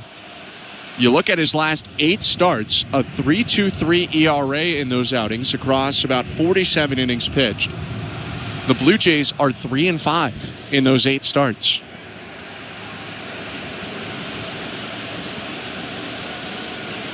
One, 2. Grounded foul back behind Bryce Harper toward the first base dugout and the on-deck circle where Kyle Schwarber is waiting. And for Berrios in those 8 starts, it's about an average of 6 innings, 2 earned runs allowed. You figure you win a lot of those games, but that hasn't been the case.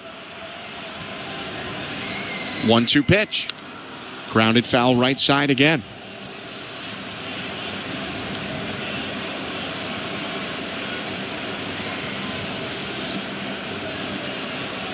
Berrios dealing in his 6th inning for another start. Although the Blue Jays do have the bullpen up. Mason Fluharty starting to get loose. 1-2. High, 2 balls and 2 strikes. He's looked very good today. Navigating one of the tougher lineups to pitch against in the league, really. But he's looked good. He's done it well. I mean, Castellanos hits the homer. That's going to happen. The only inning where he's really had any struggles was last inning, where he walked a pair and loaded the bases with 1 out, but got out of it. The 2-2. In the dirt, bounced the change, ball 3. And I think he had those couple of walks just because he's being careful. You're getting later into the ball game. He knows it's a 1-0 ball game, so you have to kind of be perfect at this point. I feel like if this was the first or second inning, it was 1-0, those walks might not have happened. Payoff pitch to Harper. Swing and a miss. He got him. Strikes out Harper on a slurve. Second time he's punched him out today. The two-time MVP is 0 for 3. That's a pretty good pitch. Another good slurve from Jose Berrios. Looked like a strike and then just dove below that strike zone. I think he missed his spot. Probably wanted to throw that pitch for a strike in a 3-2 count. But Bryce Harper swings right through it.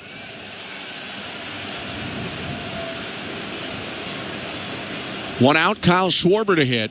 The pitch. Called a strike.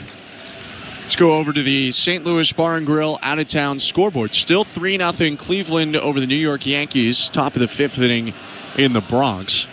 The Rays have added to their lead. They're up 3-0 on the Rangers. 0-1. Swing and a miss. Big hack on a fastball on the inner third. It's 0-2. Berrios ahead of Schwarber. You said the Blue Jays got Brandon Lau hot. Well, how about an RBI double after he already had a home run in that game? He's got 2 of the 3 RBIs for Tampa Bay. They lead 3-0. Bottom of the third at George M. Steinbrenner Field.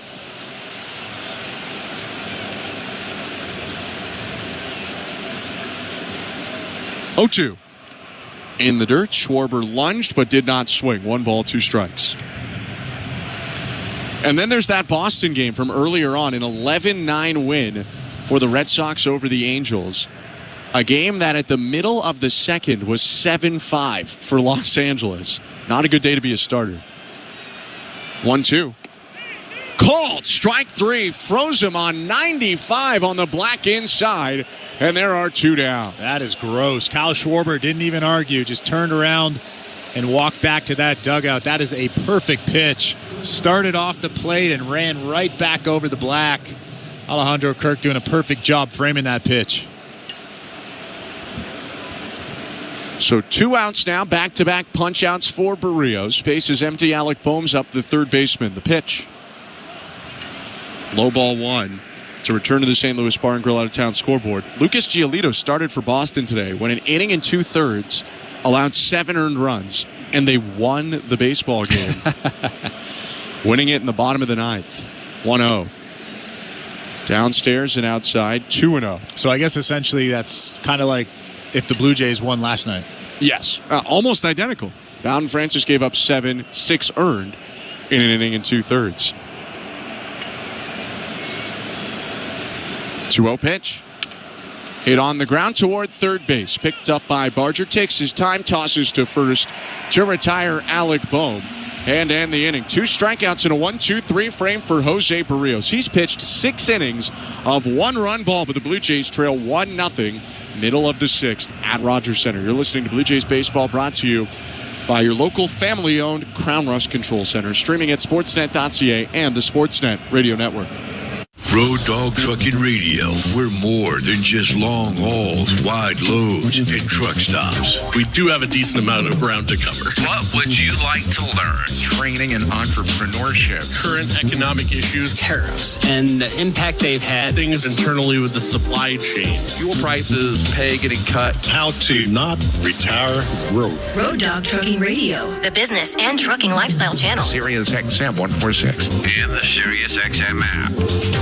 This is John Palmerosi. This week on the SiriusXM original podcast, The Road to Cooperstown, I sit down with Hall of Famer Randy Johnson. Losing my dad early in my career made me view the game a whole lot differently. It motivated me, and I pitched being a little bit angry, I guess. The Road to Cooperstown airs Saturday at 9 a.m. Eastern on MLB Network Radio, SiriusXM 89, and the SiriusXM app. New episodes drop every Tuesday wherever you get your podcasts.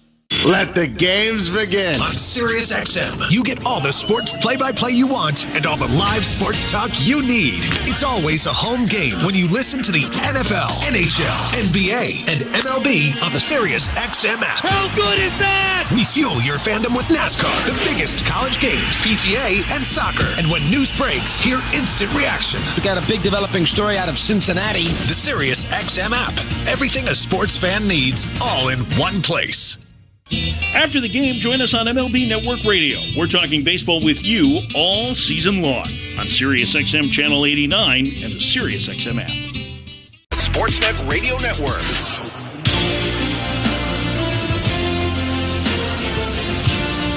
Welcome back to downtown Toronto. Bottom of the sixth inning, 1-0 Phillies. The pitch to Jonathan Clase is high and outside, ball one.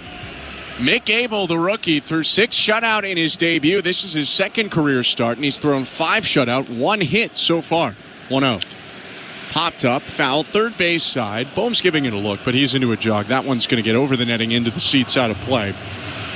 1 ball and 1 strike. That's pretty impressive stuff, especially because we talked about his AAA numbers in 2024 earlier, but he was 3-12 with a 6.5 ERA in AAA. And he's dominating the big leagues right now. This year, much better at the AAA level. 1-1. Outside 2-1. Around a 2.5 ERA for the right-hander. And sometimes there's a letdown. You come up to the big leagues, you go back down, and some guys struggle in that period. He didn't. He gave up 1 earned run in 10 2/3 at AAA since his last major league start. He misses with a 2-1 curveball, though, and he's fallen behind Jonathan Clase 3 balls and 1 strike. Clase, Andres Jimenez, and Bo Bichette hitting this inning for the Blue Jays. 8-9-1. The 3-1 pitch. Hit on the ground sharply. Four-handed pickup by Bryce Harper, who beats Clase to the bag by a step. There's 1 out. He looks pretty good over there. He's made a couple of nice plays already in tonight's ball game. He's not missing a step over there after coming back after getting hit by that pitch. There was concern when Harper was out for 5 days. But he is good to go, and he'll back up and play deep at first and hug the line with the left-handed hitting Andres Jimenez up. Jimenez 1 for 1 today. He's the lone Blue Jays base runner, and the first pitch whizzes by him. Almost thought that hit him, but it didn't. 1-0. He had a 2-out single in the third. And there haven't been that many close to being a hit plays since.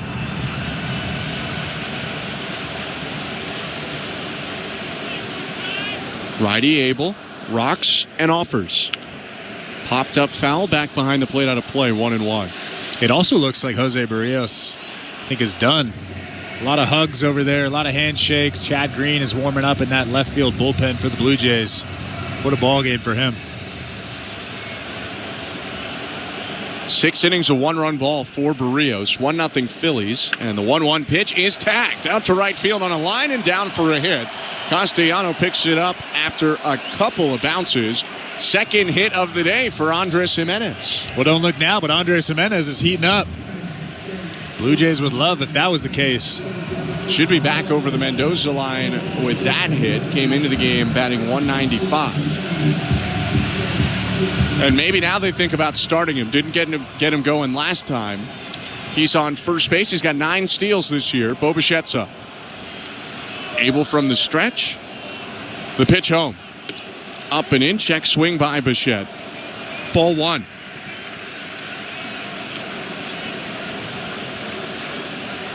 Bo did have a near miss for a hit. I mentioned there aren't many, but there was a diving stop up the middle by Bryson Stott in the third. 1-0. Gets away from the catcher, Real Muto. A high pitch that goes to the backstop. And Andres Jimenez scoots up to second base without having to steal it. That'll be an interesting wild pitch past Paul decision, but either way, it's a runner in scoring position for the Blue Jays for the first time today. Well, I guess my only question with Andres Jimenez at first base and whether he was going to steal, whether he wasn't, how ready is he to steal? Is he 100%? Do we know that? I have no idea, but I guess we don't have to worry about that right now. John Schneider did say he has the full green light to go. 2-0 pitch. Low ball 3. He said Jimenez, talking to him today, is completely good to run, do whatever they need. They want him to continue to be that kind of guy on the base paths, because before he went down, he was clearly the top base stealer on the team. He's on second, 1 out, and the 3-0. Bichette hits it high and deep to left center. Marsh on the run, so is Kepler. A slide from Marsh, and it's down on the track. Jimenez jogs around third, he'll score. Bichette trying for third. The throw bounces in, not in time. RBI triple for Bo Bichette, and the Blue Jays tie it at 1 in the 6th. Well, for a split second, it looked like Brandon Marsh had a beat on that ball. Made a really nice attempt, a foot-first slide in left. The ball popped in out of his glove, went in his glove, and popped out. Bo Bichette was on his horse, running around second base. Ends up with a triple and an RBI in a 1-1 ball game. First triple of the year for Bo Bichette, his 8th of his 7-season big league career. And that's going to draw Rob Thompson out to the mound. Mick Abel had allowed 1 hit before this inning started. He gives up the single and then the triple, and the Blue Jays have tied it at 1 with Bichette on third, 1 out, and Vlad Guerrero Jr. about to come up. This pitching change brought to you by Home Hardware, the official home improvement retailer for the Toronto Blue Jays, locally owned, genuinely Canadian. Let's go back to baseball control. Here's our host, Show Ali.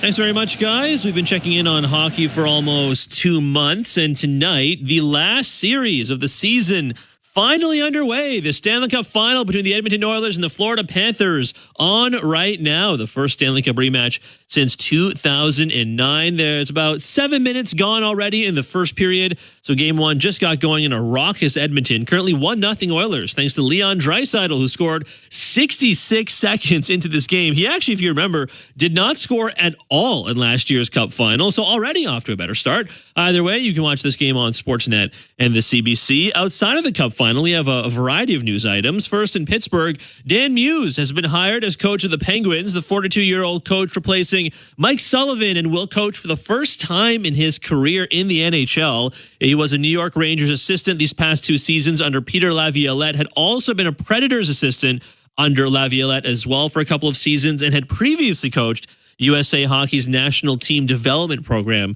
for 3 seasons as well. And in Colorado, some contract news. Brock Nelson re-signing with the Avalanche today. A 3-year deal. Elliot Friedman saying has an AAV of $7.5 million. The 33-year-old forward had 56 points in 80 regular season games for both the Avs and the Islanders. That includes 13 points in 19 games for Colorado after he was acquired at the deadline from New York. Blue Jays baseball, as always, is brought to you by Crown Rust Protection. Let's get you back to the action down at the Rogers Center. With the call, here are Ben Shulman and Chris LaRue.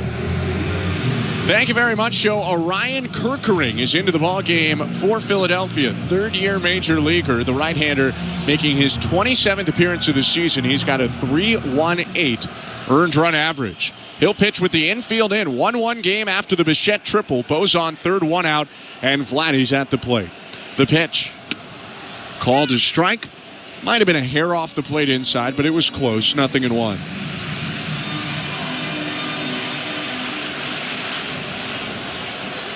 Kerkering's 0-1.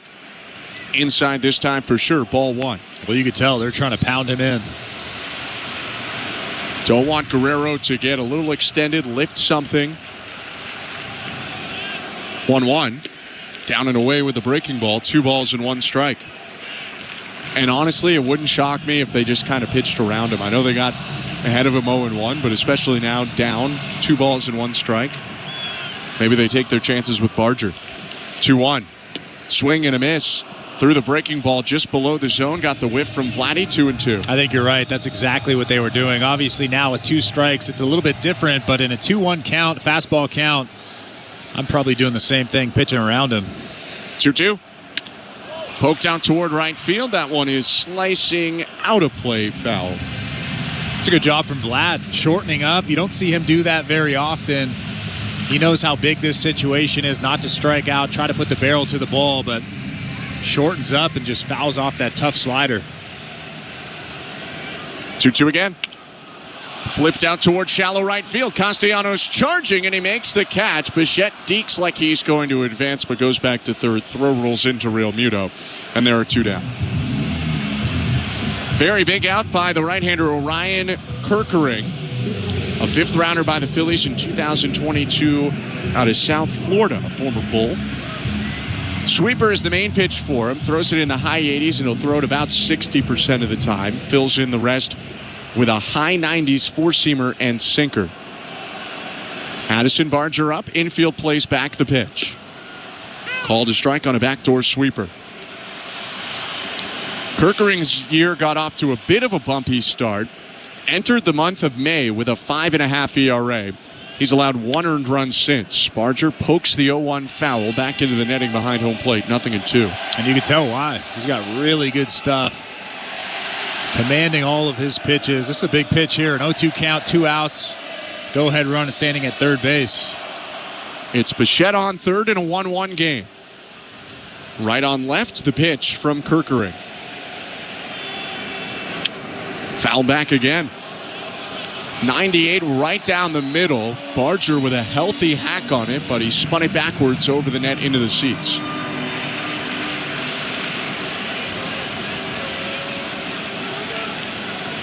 Another 2-strike pitch. Grounded foul off of his own ankle. Barger backs out of the box as they get a new baseball out to the righty reliever. Hit that ball right off his ankle. Didn't even react. I mean, he's so big, he's got muscles on his ankles that none of us even know about. Homers in 4 straight for Barger. The 0-2, swing and a miss. Strike 3. Got him on the sweeper below the zone. The Blue Jays do tie it, though, after the Andres Jimenez single. Bo Bichette comes up with a triple to left center field. It's a 1-1 game. Going to the 7th. You're listening to Blue Jays Baseball, brought to you by your local family-owned Crown Rust Control Center, streaming on the Sportsnet app and the Sportsnet Radio Network.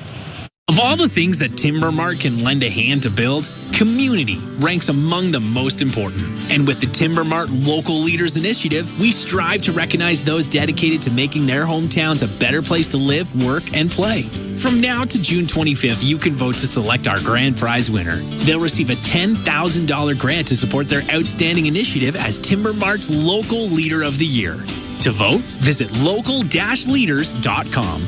Timber Mart, Canada's building center.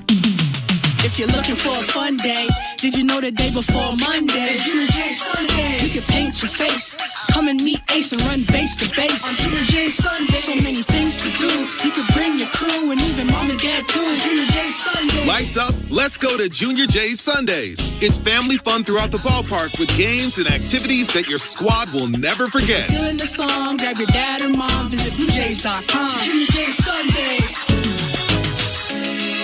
At Crown Rust Control Center, protection runs deep because every Crown Rust Control Center is owned by a local family who cares beyond business. Your Crown Rust Control Center is 100% committed to their product, to you, to their community, which is your community. Protecting you and what matters to you is equally important as protecting your vehicle. Did you know spring's the best time of year to protect your vehicle from rust? For a special spring offer, find your local family-owned Crown Rust Control Center at crown.com. This is Toronto Blue Jays baseball. He dives, and he made the catch. The catch. On Sportsnet 590 The Fan and the Sportsnet Radio Network. New pitcher for the Blue Jays as we go to the 7th in essentially a new ballgame. Blue Jays tied it up on a Bo Bichette RBI triple in the 6th. So it's 1-1 as Chad Green enters for Toronto. This pitching change is brought to you by Home Hardware, the official home improvement retailer for the Toronto Blue Jays, locally owned, genuinely Canadian. Appearance 27 on the season for Green, whose ERA is a hair below 4 in 25 1/3 innings pitched. He'll face Nick Castellanos, Max Kepler, and JT Realmuto. 6, 7, 8 for the Phillies. First pitch is a slider away. Castellanos takes ball 1. Solo shot for Nick Castellanos provided the lone Phillies run so far. 1-0. Outside, 2 balls and no strikes. And I wonder, Berrios' pitch count wasn't low but wasn't super high through 6 innings. If they looked at how this part of the order has done today and decided they wanted to get Berrios out of there. 2-0. Fouled back 2-1. If you divide it up, top 5 of the order, Stott, Turner, Harper, Schwarber, Bohm, on one time. They all faced Berrios 3 times in the game. 1 base runner, it was a Schwarber single. The bottom 4 only went twice through against Berrios. and they reached 5 of 8 times they came up. That 2-1 is low to Castellanos. It's 3 balls and 1 strike.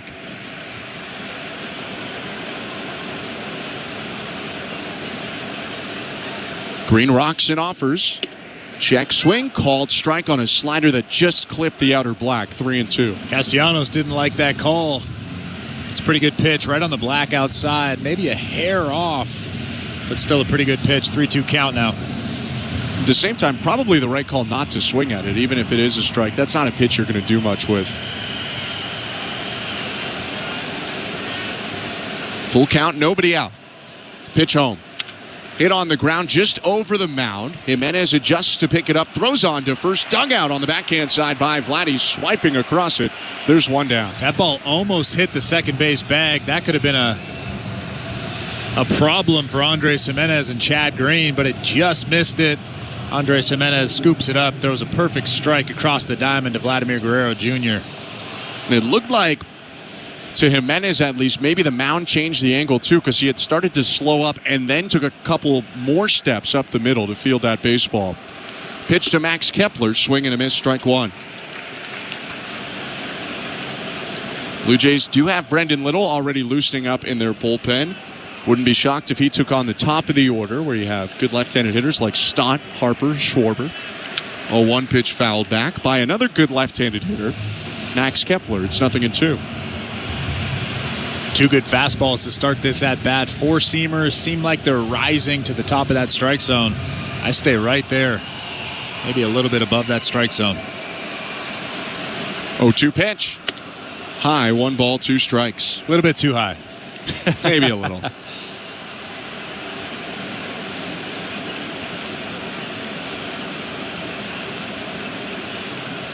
Green sets just above the belt. His 1-2.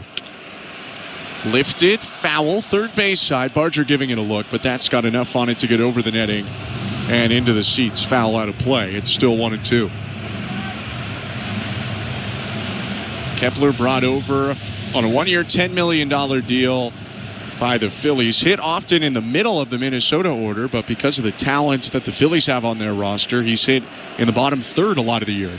1-2 pitch, swing and a miss. Strike 3.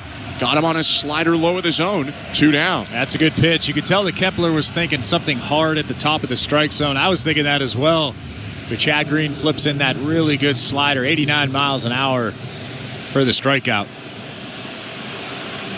So 2 outs in the top of the 7th. Welcome to the Timbermart broadcast booth. I'm Ben Schulman alongside Chris LaRue. JT Realmuto will hit.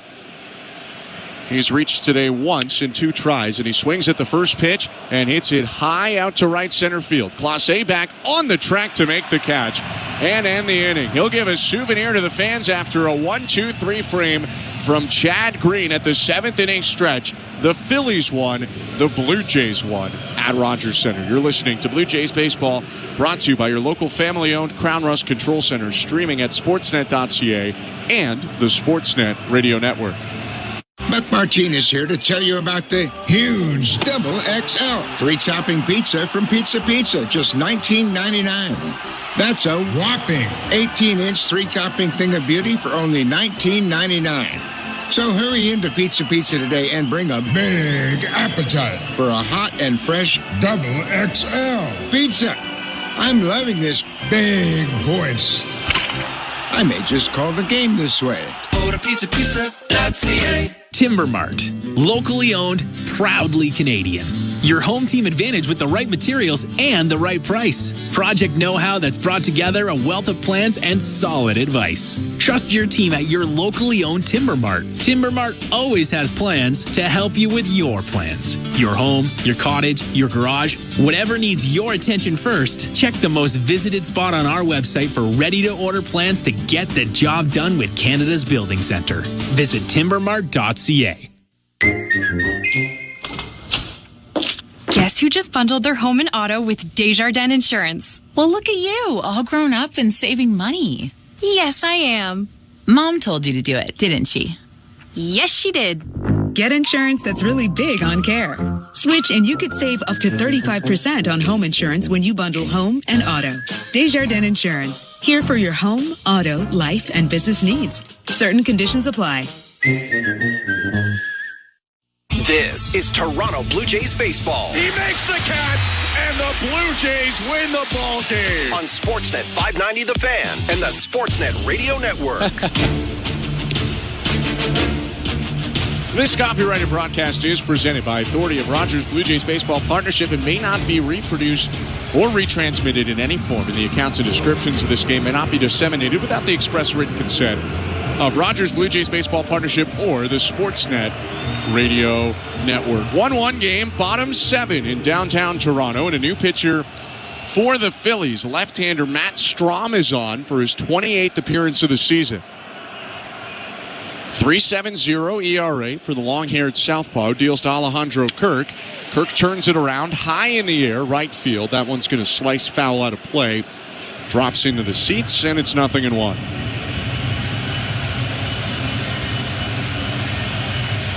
Matt Strahm, a one-time All-Star, made the All-Star game for the first time last season when he pitched to a 1.87 ERA in 62 2/3 innings out of the Philadelphia pen. Kirk, a one-time All-Star himself, faces an 0-1 and backs out of the way. A little bit of an awkward step back for Kirk, who then stumbled over the plate, but he appears to be all right. 1-1. Speaking of which, today at noon, All-Star voting opened across Major League Baseball. You can start getting your votes in 5 times per day. 1-1. Hit high in the air, right center field. Marsh sprinting back at the warning track, makes the catch just in front of the fence. 1 down. Well, I thought that was a home run off the bat. Alejandro Kirk has been so good at shooting that gap, at least over the last month or so, and he missed a home run by about 5 feet out there against that TD sign in right center. Kirk back to the dugout and up to the plate for the Blue Jays, the designated hitter and 4-time All-Star, George Springer. Once an All-Star with Toronto, 3 times with Houston. Strahm kicks and offers. Swing and a miss by Springer, 0-1. If you want to vote, go to MLB.com/all-star/ballot or just Google MLB All-Star voting. You can vote 5 times a day, and you just have to put it in once, and then you just keep clicking vote, vote, vote until you get to 5. 0-1 pitch inside. Springer dances back. Ball 1. It's a 1-1 count. Now, this is just the voting for the starters. There'll be reserves as well. 1-1 pitch. Down and in, 2-1. And I would say, I was thinking about it today, trying to game it out, that when you look at the Blue Jays, George Springer is one of the guys that has a chance. There's a lot of outfielders, but 3 of them get voted in. He's had a very nice year so far. 2-1. Swing and a towering fly ball. Shallow right field and toward the foul line. Castellanos angles over, makes the catch. 2 down. Does Addison Barger have a shot? So I was looking at it today. I don't think so. He is listed at third. They decided to put Jimenez at second, Barger at third. Ernie Clement is not on their ballot. But Jose Ramirez is hitting .330 right now with a .940 OPS. I think he's the shoo-in. Could Barger be the alternate, the reserve at third? Certainly, but just starters, I don't think so. Speaking of, Ernie Clement up to the plate. He is going to bat for Nathan Lucas now that the lefty Strahm is on. Clement will hit here, a right-handed batter. Strahm rocks and deals, and the pitch hit foul 0-1. This pitching change, by the way, brought to you by Home Hardware, the official home improvement retailer for the Toronto Blue Jays. Locally owned, genuinely Canadian.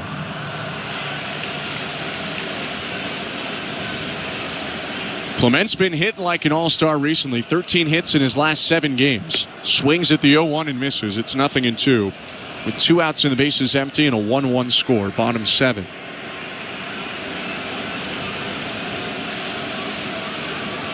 Strahm leans in for the sign. Now sets at the belt. Blue glove for the lefty. The 0-2. Popped up. Just back of the second baseman, Stott, who will range back onto the right field turf and make a one-handed catch to end the inning. 1-2-3 for the 2024 All-Star. Matt Strahm, he sets down the Blue Jays in order. We go to the 8th. Nothing to separate these two teams. It's 1-1. You're listening to Blue Jays Baseball, brought to you by your local family-owned Crown Rust Control Center. Streaming on the Sportsnet app and the Sportsnet Radio Network. The NASCAR Cup Series is on SiriusXM. We're back on the track Sunday. 1 p.m. Eastern. It's the Firekeepers Casino 400 from Michigan International Speedway on SiriusXM NASCAR Radio Channel 90 and on the SiriusXM app. For up-to-date betting lines, fantasy plays, and the latest NASCAR news, catch the pre-race show before every Cup Series race. Plus, 2 hours of post-race coverage on SiriusXM NASCAR Radio Channel 90. Every night after the final out, the Round Trip Roundup brings you the scores, highlights, and analysis from every game across Major League Baseball, all in less than 30 minutes. Swung on and missed strike 3 and a no-hitter. It's the perfect way to get caught up on all the night's biggest home runs and best performances. And a high drive, deep right center. It's the Round Trip Roundup on MLB Network Radio every night on SiriusXM Channel 89 and every morning on the SiriusXM app. No one brings you the passion of the beautiful game quite like SiriusXM FC. Would you believe this? Whether it's live matches from the EPL, MLS, the NWSL, or the UEFA Champions League. This is sensational! Or live talk shows featuring the sport's most entertaining experts. You don't get to say, I don't feel like making that play right now. You make the play. It's the world of soccer at your fingertips. How mouth-watering is that? SiriusXM FC, channel 157 in the car, and streaming on the SiriusXM app. Jays fans, John Schneider joins MLB Network Radio every other Wednesday at 11 a.m. Eastern on SiriusXM 89 and the SiriusXM app. Welcome to the Timbermark broadcast booth. I'm Ben Schulman alongside Chris LaRue. Show Ali, our host and producer. Tom Young and Brandon Brown, our technical directors. Following the game, Blair and Barker at Blue Jays Talk. You can already text in 590 name and location. And we did receive a text earlier, Chris. We were a little confused by the closed roof, but we got an explanation. We'll get to it in a sec. First, it's a new pitcher for the Blue Jays. 1-1 score, top of the eighth. Lefty Brendan Little is in. And it's a new hitter for the Phillies. Weston Wilson steps in, a right-handed batter, and takes a curve for strike one. We got a text from Allison in Toronto saying that it was pouring in Whitby. Allison in Toronto, but it's pouring in Whitby. Maybe she's got a friend in Whitby? 0-1, hit foul, nothing in 2. Whitby's Toronto. If you're on vacation and somebody asks you where you're from, you say Toronto. Sure. If you're in the U.S. at least. Wherever. But back to the baseball. It's Brendan Little against Weston Wilson. Then the top of the order for the Phillies. Little's 0-2. Bounce to the plate. Pitching change for the Blue Jays brought to you by Home Hardware, the official home improvement retailer for the Toronto Blue Jays, locally owned, genuinely Canadian. How about the year so far for Little? 28 games, a 1.37 ERA, and he's punching out guys like it's easy. 37 strikeouts in 26 1/3 innings pitched. His 1-2. Bounced again. Spiked the curveball just after the plate. 2 balls, 2 strikes. So you were just talking about all-star voting. My question to you is, why not Brendan Little? I'm for it. I think Brendan Little is a guy that should be in contention, but they just don't put that many non-closer relievers in. 2-2. Spinning ground ball hit to first base. Vladdy backhands, flips to Little, who beats Wilson to the bag. A 3-1 put out right there, and there's one down. That's a pretty nice play over there. And I guess my argument to that non-closer point is, if I'm a voter, I'm looking at the strikeout numbers. The strikeout numbers are incredible. So why not factor that in instead of, I guess, just saves? I will say, no voters for the pitchers. It is, I guess managers. That's what I mean. Sure. Yeah. Okay. Not fans. It's possible. I mean, I remember Steve Delabar being an all-star for the Blue Jays not that long ago. He was a non-closer reliever. Bryson Stott up to the plate, takes a pitch, low, ball 1. And you could also make the argument that Brendan Little comes into incredibly high leverage situations every time he pitches, just like tonight. Facing the top of the order in a tie game, top of the 8th. 1 out and the 1-0 to Stott. In there with the sinker at 94. 1 ball, 1 strike. And if you want to vote for Blue Jays or anyone else to go to the All-Star Game, MLB.com/all-stars/ballot. 1-1. Hit on the ground toward third. Ernie Clement's over there now. He picks it up, throws to first for the second out. Clement hit for Nathan Lucas, so he's over at third base now. Barger has filled Lucas's spot in right field. That fastball is just so good. He throws that thing right down the middle. One of the few guys in the entire league that can just throw that fastball right down the middle. Probably could tell the hitters what's coming, and they still just pound that thing into the ground. 2 ground outs forced by Little. And now his pitch to Trey Turner with 2 outs. Fastball a hair low, 1-0.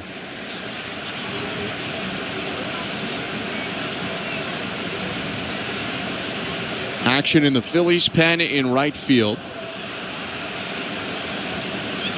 Little deals home. And Trey Turner takes it high and outside. 2 balls, no strikes. Lefty Tanner Banks is loosening up. The Blue Jays are set to have 2 left-handed hitters and a switch hitter bat in the bottom of the 8th between Rodin, Clase, and Jimenez. 2-0. Called a strike, 2-1.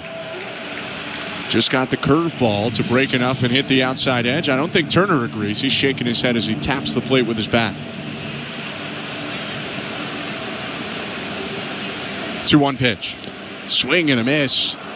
How much of that have we seen this year? Getting him to chase a curveball in the dirt makes Turner, a great hitter, look a little foolish there. It's 2-2. And it's not only in the dirt. That pitch is that. I mean, I could be wrong, but I think that was in front of home plate. 2-2.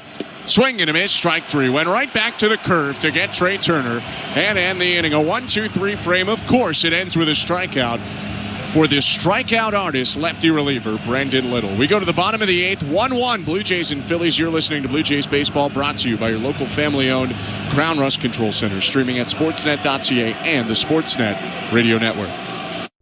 Be at the ballpark on Wednesday, June 18th for a picture-perfect evening of Blue Jays baseball. Arrive early to receive your Kevin Gausman t-shirt giveaway, presented by Ryobi. Free to the first 15,000 fans. Find your seats at bluejays.com. Knock all your summer projects out of the park with Home Hardware, the official home improvement retailer of the Toronto Blue Jays and your DIY partner in making your dream home a reality. From gardens to garages, back decks to front doors, refreshes and renos, we're here to help you cover all your bases and make every summer project a home run. Visit any of our 1,000+ home hardware and building center locations where we're proud to be locally owned and genuinely Canadian. Be at the ballpark on Wednesday, June 18th for a picture-perfect evening of Blue Jays baseball. Arrive early to receive your Kevin Gausman t-shirt giveaway, presented by Ryobi. Free to the first 15,000 fans. Find your seats at bluejays.com. Sportsnet Plus is the streaming home of the Blue Jays. Oh, what a catch! Stream over 150 Blue Jays games all season long. You won't see this anywhere else. Including pre- and post-game coverage with Jamie and Joe on Blue Jays Central. One of the best in the game right here. Watch all the Blue Jays action wherever you are, at home or on the go. Don't you love baseball? Plans start from $24.99 a month. We are good to go. Subscribe at sportsnetplus.ca. This is Toronto Blue Jays baseball. Vladdy with a huge stretch for the double play. On Sportsnet 590 The Fan and the Sportsnet Radio Network. Welcome back to Blue Jays baseball. Bottom of the 8th inning, 1-1 score between the Blue Jays and the Phillies. A new pitcher and a new center fielder for Philadelphia. Out in center field is Johan Rojas. Rob Thompson lifted Brandon Marsh. Weston Wilson hit for him last inning, but Wilson doesn't play center, so Rojas, a very solid defensive center fielder, is into the game. And the new pitcher is another lefty reliever, second in a row. It's Tanner Banks. Blue Jays counter with Miles Straw coming in as a pinch hitter for Alan Rodin. And the first pitch is strike, 0-1. Straw turning back. I don't think he was quite ready for that pitch. Asking some questions of Paul Clemens behind home plate. Banks kicks and deals. Straw takes down and away. 1 ball, 1 strike. Miles Straw on the season batting .280. He's had exactly 100 at-bats. He's come up with 28 hits. 1-1. Hit off the end of the bat. A liner foul back into the screen. Off to the right behind home plate. 1-2.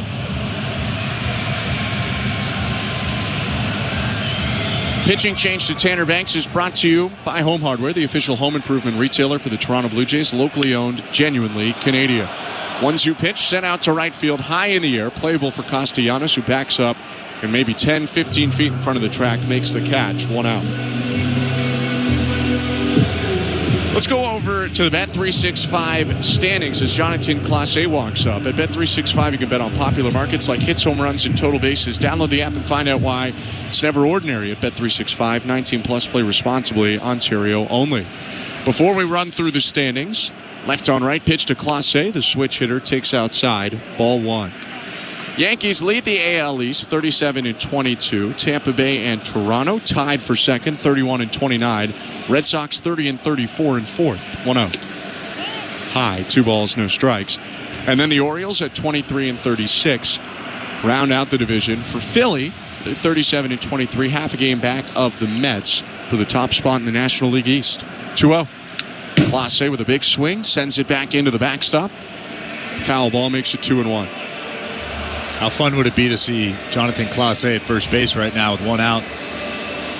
He's the go-ahead run.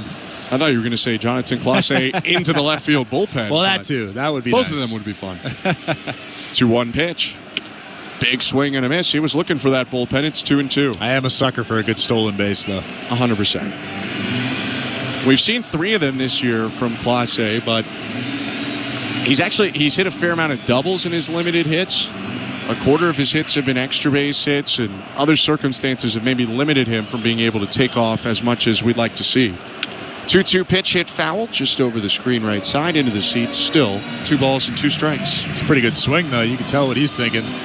He doesn't want to get to first base. He wants to put that thing in the bullpen in left field. Clase hit his first big league home run here last year. 2-2 pitch hit foul once more. That was the slider from the lefty Tanner Banks, who leads with that pitch. His second pitch is a sweeper, and then he'll mix in 4-seamer, sinker, and change. But about 60% of his offerings are the slider or the sweeper. 2-2. Hooked on the ground toward third. Backhanded Bohm throws from foul territory and still gets Clase for the second out of the inning. Given the speed of Clase and the relative lack of speed for that ground ball, that's a very nice play from Bohm. Yeah, it's a smart play over there from Bohm, too. He knows exactly who's running. He can see Jonathan Clase burning down that line, gets rid of that baseball really quickly. Doesn't get a lot on the throw, but the transfer was very quick. So 2 down and Andres Jimenez up. Left on left the pitch. Called a strike. They decide to leave Jimenez in. Previously, Lucas and Rodin lifted against lefty relievers. But Andres Jimenez is 2 for 2 today. He has 2/3 of the Blue Jays' hits. He swings at the 0-1, fouls it back. It's 0-2.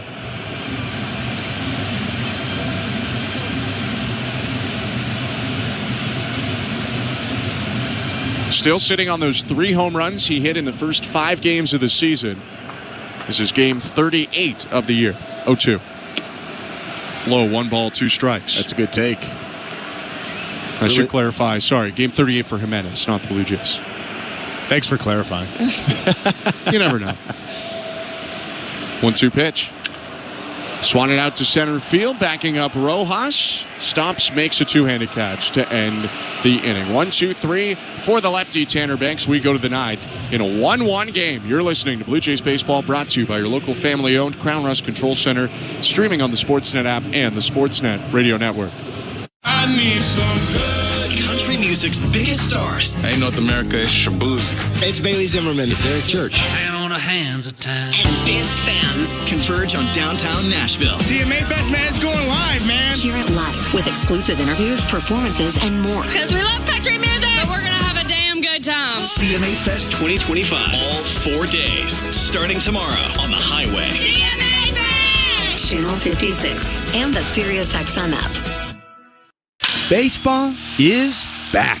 It's former General Manager Jim Duquette, and every Sunday on the front office, we have you covered on everything happening across Major League Baseball. That's right, Duke. It's former Big League GM Jim Bowden. Injuries, extensions, promotions, demotions, and trades. We'll have you covered on all the news. We'll bring you the front office perspective as the season heats up. Front office with Jim Duquette and Jim Bowden, Sundays at 10 a.m. Eastern on MLB Network Radio, Channel 89, and on the SiriusXM app. Fantasy Sports Radio is helping you win your fantasy leagues. Right now on Channel 87. Say goodbye, home run Aaron Judge. From in-season fantasy baseball management to helping you prepare for your fantasy football drafts, Fantasy Sports Radio is here to help you dominate. Don't ever take a player that you don't intend to keep all year. Don't do it. It's terrible management. Fantasy Sports Radio, your home for fantasy sports. Channel 87 and on the SiriusXM app. From in-season fantasy baseball management to helping you prepare for your fantasy football drafts, Fantasy Sports Radio is helping you dominate. Channel 87 and on the SiriusXM app. Sportsnet Radio Network.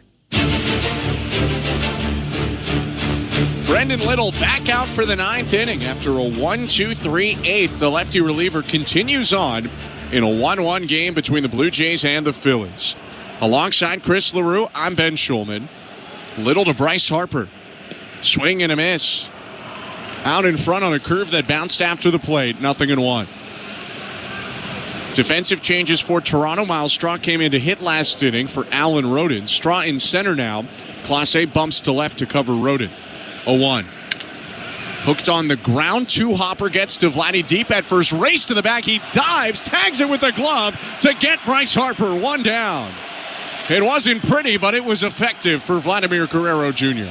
Well, Brendan Little hesitated for a split second getting off that mound, and that was long enough that Vlad didn't feel comfortable underhanding that ball to him. He took it himself, like you said, dove into first base, and beat Bryce Harper there by about a step, half a step maybe.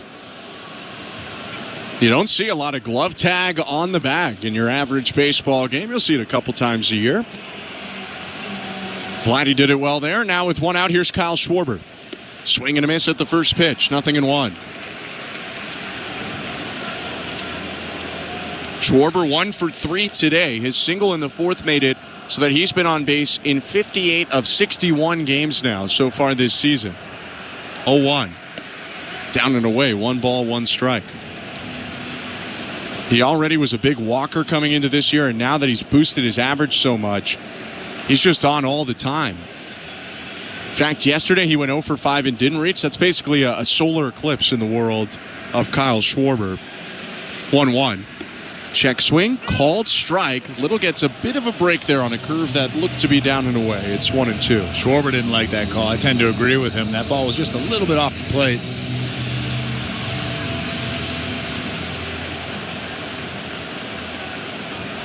Pending free agent having a big year. The 1-2 to Kyle Schwarber. Rolled over foul right side. 1 out in the ninth. The ninth inning that's brought to you by new pizza from Pizza Pizza. Get a huge 18-inch double XL 3-topping pizza for just $19.99. Bigger slices, bigger bites. Only at Pizza Pizza. Actually Canadian. Little kicks and offers. Swing and a miss. He got him. Just run it on replay. It's a curve low. Schwarber swings over top of it. There are 2 down. And now the Blue Jays will make a pitching change. After getting the pair of left-handed hitters to start the inning, righty hitter Alec Bohm is coming up, and the Blue Jays go into their bullpen for the closer. Former Philly Jeff Hoffman pitches against them for the first time since leaving Philadelphia in a pitching change brought to you by Home Hardware, the official home improvement retailer for the Toronto Blue Jays, locally owned, genuinely Canadian. 2 outs, top of the ninth, 1-1 game. Let's go back to baseball control. Here's our host, Show Ali. Thanks very much, guys. Let's check in on that St. Louis Bar and Grill out-of-town scoreboard. We'll go back to hockey and the Stanley Cup Final, which after a couple of days off is finally underway tonight. Game 1 between the Oilers and Panthers in Edmonton. This game right now sits 2-1 Florida. This game's in the first period intermission. Leon Draisaitl opening the scoring with 66 seconds on the clock, but Sam Bennett responding on the power play. He ties the game. There was a challenge for goaltender's interference with Bennett that did not go Edmonton's way. And a few minutes later, Brad Marchand scoring to make it 2-1 Florida. Either way, you can watch either the intermission or the second period when it does resume in about 8.5 minutes on Sportsnet and the CBC. We mentioned Dan Muse becoming the new Pittsburgh Penguins head coach and Brock Nelson re-signing with the Avalanche earlier. We also have some award news in Tampa. Star forward Nikita Kucherov named the winner of the Ted Lindsay Award, which is presented by the NHLPA to the quote-unquote most outstanding player in the NHL, as voted on by members of the NHLPA, of course, as opposed to the media, which largely votes on many of the other awards. The second time Kucherov has won the award, first time coming in 2018-19. This season, he led the league with 121 points in 78 games, and of course, he also won the Art Ross as the league leader in points. Kucherov, alongside both Edmonton's Leon Draisaitl and Winnipeg's Connor Hellebuck, is a finalist for the Hart Trophy this year, which will be handed out at the NHL Awards, which is next Thursday before Game 4 of the Cup Final. Blue Jays baseball, as always, is brought to you by Crown Rust Protection. Let's get you back to the action. Here are Ben Schulman and Chris LaRue. Thank you very much, Joe. Trying to get us to the bottom of the ninth, Jeff Hoffman has entered for the Blue Jays, pitching against the team that he pitched for each of the last 2 years. 2 outs, bases empty, 1-1, top of the ninth. The pitch to Alec Bohm. Hit on the ground through the left side, a base hit into left field. Threw him a first pitch fastball in off the plate, and Bohm got the hands in and through to hit that ball into left field for a 2-out single. It's almost like he was cheating to that thing. Not a bad pitch. Like you said, in off the plate. Exactly what they were trying to do, but Bohm just brings the bat through, gets the barrel to it. Luckily, he hit that thing on the ground. After a great April, Hoffman trying to turn the page on what was a very tough May. Nick Castellanos is up. Go-ahead run on first base, 2 outs in the ninth. Hoffman's pitch. Upstairs, ball 1. Jeff Hoffman pitched each of the last 2 seasons for Philadelphia. In about 120 innings, had a low 2s ERA and saved 10 games for the Phillies last year. His 1-0. Swing and a miss. Really sharp breaking ball there. The slider that started on the outside corner and broke away, 1-1. Well, the first one he threw to Castellanos was a little spinner above the strikes on that one there. He got on top of it, had a ton of depth. Guerrero holds on Bohm at first. Hoffman peeks at him in the 1-1. Threw the slider again and missed down and away. 2 balls and 1 strike.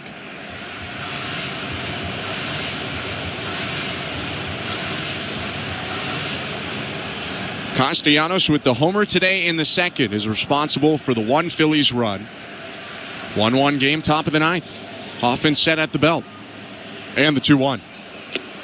Bounced it through another slider. That's 4 sliders in a row. It's 3 balls and 1 strike. I don't mind those pitches to Castellanos, but the only thing that I think about is if I walk Castellanos, that brings that takes the go-ahead run from first base into scoring position, and all it takes is a little broken bat single, and the Phillies have the lead. 3-1. Called a strike. He went with a 5th straight slider. That time pitching backwards in a fastball count, and he makes it a full count with 2 outs. Runner Bohm will be off on the pitch. Vladdy's still holding him on. Full count, 2 outs, 1-1 game, top of the ninth. The payoff pitch. Hit on the ground at third. Clement stumbles as he charges it, picks it up still and throws on to first to end the inning. After the base hit allowed, a good recovery there by Hoffman, getting the ground out from Castellanos to send us to the bottom of the ninth. Bo Bichette, Vladimir Guerrero Jr., and Addison Barger to hit 1 run wins it for the Blue Jays. You're listening to Blue Jays Baseball, brought to you by your local family-owned Crown Rust Control Center, streaming at sportsnet.ca and the Sportsnet Radio Network. Not tomorrow, not someday. The home improvements begin today. It's game on with Timber Mart. Build that deck, raise that fence, landscape till your property is beautiful. Make no payments for 12 months with the Timber Mart Deferred Payment Program. Apply for a Timber Mart project card today and pay later, 12 months later. Financing provided by Fairstone Financial Inc. Conditions apply. Ask in-store for details or apply at timbermart.ca. Locally owned, proudly Canadian. Timber Mart is Canada's building center. At Crown Rust Control, protection runs deep because every Crown Rust Control Center is owned by a local family who cares beyond business. Your Crown Rust Control is 100% committed to their product, to you, to their community, which is your community. Protecting you and what matters to you is equally important as protecting your vehicle.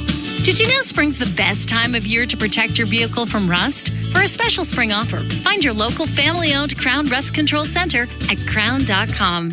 This is Toronto Blue Jays baseball. 0-2 swing and a miss, strike 3. On Sportsnet 590 The Fan and the Sportsnet Radio Network. Welcome back to Blue Jays Baseball. Joe Adley with you. The Blue Jays and Phillies tied at 1. As we head to the bottom of the 9th inning at the Rogers Center, don't forget we do have Jays Talk this evening. Blair and Barker have the post-game show. They'll take your calls and texts. Jeff is here at Baseball Control with me. He will throw out the numbers to call after the final out. You can text the guys as well. 590-590, name and location. The People's text line always open.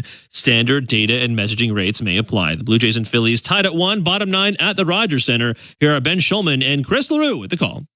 Thank you very much. One run will win it for the Blue Jays. It's a pitching change for the Phillies before the bottom of the 9th. Brought to you by Home Hardware, the official home improvement retailer for the Toronto Blue Jays, locally owned, genuinely Canadian. Markham's Jordan Romano on the hill, facing Bo Bichette. Romano kicks and offers. First pitch outside, ball 1. In case you didn't know already, the mix for Romano is four-seamer slider. He's got a 7.36 ERA in 24 games this year with 8 saves. 1-0.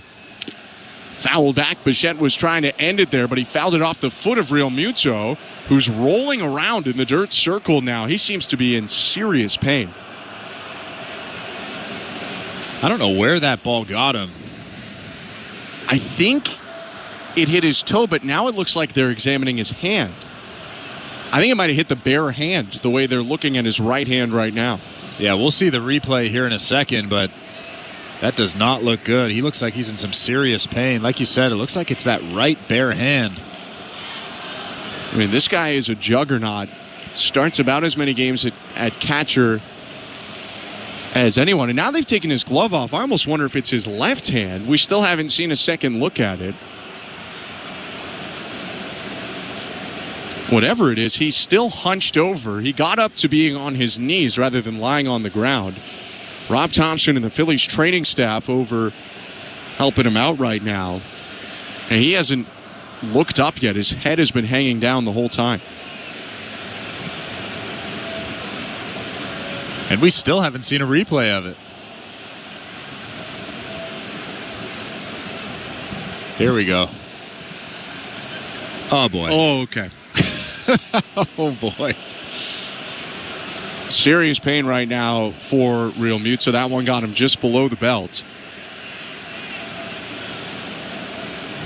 Foul tip by Bo Bichette. And he's up to one knee now, but still hunched over on the ground to the right of home plate. They do have a catcher on the bench, Rafael Marchand, if they need someone. I would imagine Marchand is at least near his equipment right now, if not putting it on already, just in case. Jordan Romano is slowly walking around that mound. I'd imagine he'll take some warm-up pitches before he throws in a real game situation. Real Muto is trying to stand up now. He's up on his feet, but hunched over. I think he's coming out of this ball game. He just tried to turn around. They needed to help him, and they are going to help him off the field. I hate to see that from Real Muto, who has to stop again as he's leaving the field. This is about as bad as I've ever seen it. Yeah, I mean, maybe it got him kind of right side of the groin, it looked like. Not 100% sure, but hopefully nothing too major for the Phillies' longtime catcher, who's going to walk straight down the steps into the clubhouse. And Rafael Marchand, I guess, did not have the equipment on yet, but he presumably will be running out here pretty soon. Jordan Romano continues to walk around the hill. A couple Phillies outfielders sitting down on the ground right now. Castellanos in right and Johan Rojas in center. Harper down on a knee at first base. Phillies just waiting for something to happen here as Marchand now gets the equipment on. Unsure why he wouldn't have already started to do that. But just a further delay for Jordan Romano, who threw 2 pitches and now has had to wait a good handful of minutes. I guess the only thing that I could think of that's taking Marchand a while to get out here is maybe he was in the back cage getting loose, stretching, getting that equipment on at the same time. And maybe the umpires are allowing him to do that. Here he comes now, walking up those steps. So Realmuto out of the game, Marchand into it.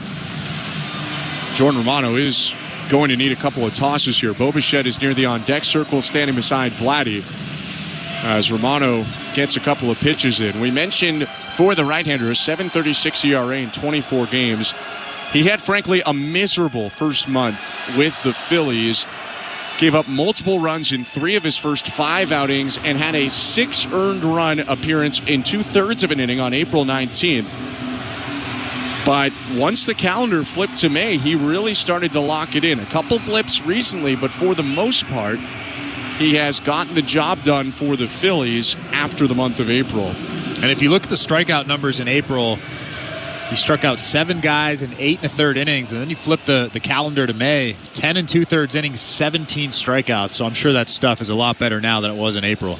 Admitted to us yesterday that he was trying to do a little too much when he moved to a new team for the first time, a career Blue Jay, before this season. 1-1 count, Bichette steps back in. 1-1 game, bottom 9, and the pitch. Down and away, 2 balls and 1 strike. Romano misses at 96. And you can only imagine that heart is pumping right now, too, back home in Toronto.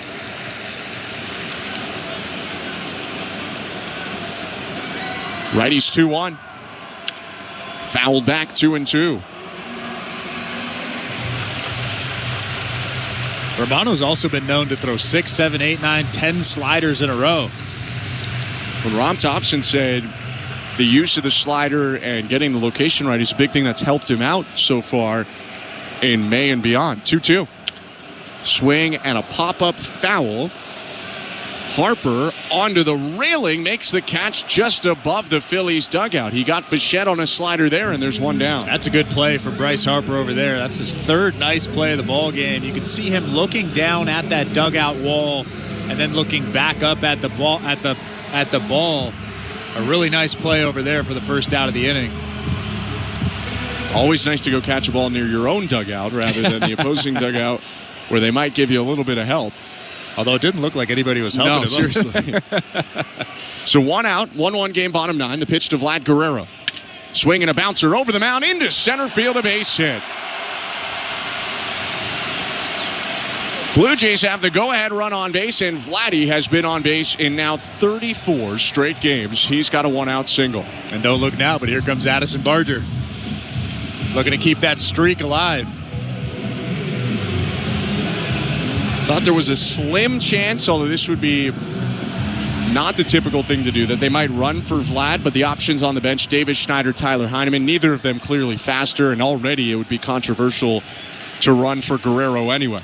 1 out, Vladdy's on first, and the pitch to Barger. Called strike. He's got homers in 4 straight, hoping to be the 4th Blue Jay ever to make it 5 in a row. Kendrys Morales, Jose Cruz Jr., Jose Bautista, all have homered in 5 in a row. 0-1 pitch, Vladdy takes off for second, pitch outside a ball, throw down, skips, and it's not in time. First stolen base of the year for Vladdy, and Marchand's throw barely got past the mound. Was surprised to see Vladdy take off, but after the throw, I think we understand why. He's in scoring position with 1 out. Well, Vladimir Guerrero Jr. got an incredible jump off of Jordan Romano. That throw from Marchand almost hit Jordan Romano in the back. Romano wasn't looking. He was turned back, looking to second. That almost nailed him in the head. Winning run on second, 1 out. Romano's 1-1 to Addison Barger. Inside, 2 balls and 1 strike. Borderline pitch. Might have clipped the zone, but Barger gets the benefit of the call. Romano wanted that pitch. Was looking in at Paul Clemens, the home plate umpire, for a split second after that. Romano checks on second. His old teammate, Vlad Guerrero Jr. The 2-1. Barger takes it. That one on the outside edge. Called a strike, 2-2.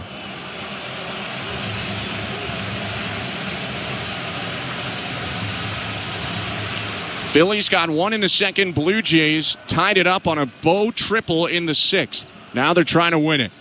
Vladdy on second, 1 out. And the 2-2 to Barger. Fouled off of Marchand. It pops high up in the air and bounces down behind him, rolling out of the dirt circle onto the Blue Jay logo behind home plate. You can bet that they're going to be careful with Addison Barger. They probably won't throw him anything that he can get the barrel to.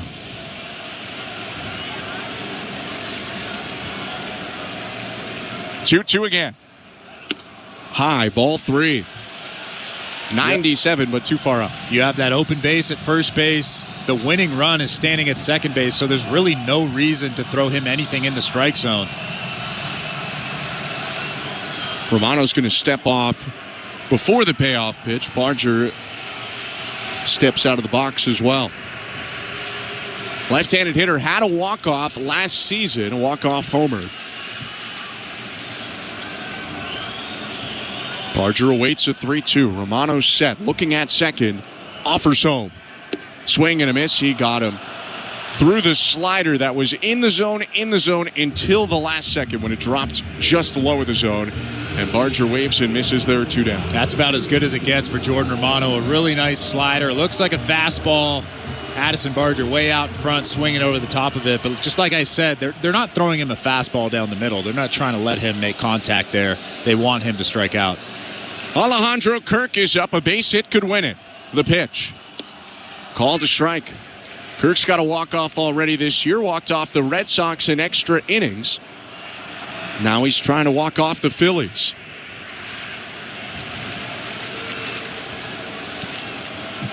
One game, 2 outs. Guerrero on second. Bottom 9. The 0-1 pitch. Swing and a miss. 98 elevated out over the plate. And the whiff makes it 0-2. Kirk has been behind the plate for so many Jordan Romano outings. Now he's trying to spoil a Romano outing for the first time in his career.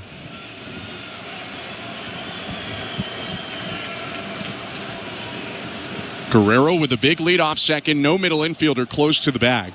2 outs, 2 strikes on Kirk. And the pitch. Inside, ball 1. 98 from Romano, whose velocity is increasing as the appearance goes on.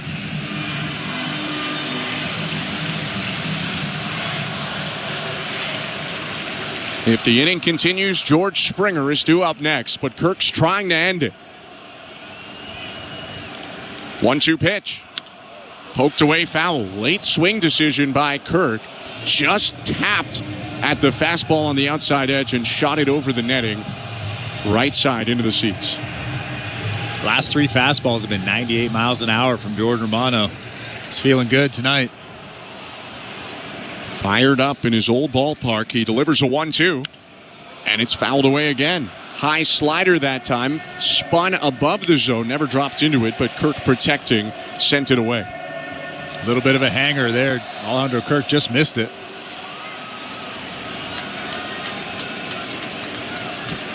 5 pitch battle so far. Game on the line. And Romano steps off. And that is maybe the first time Jordan Romano's been booed at this ballpark. A Markham native who pitched here for a while. He's back on the rubber staring at Guerrero. 1-2 to Kirk. Hit on the ground near third. It's foul. Hooks wide of the bag. Still a ball and 2 strikes. I guess you cheer him when he comes into the ballgame, but that is the end of it. Yeah. Got the tribute video yesterday.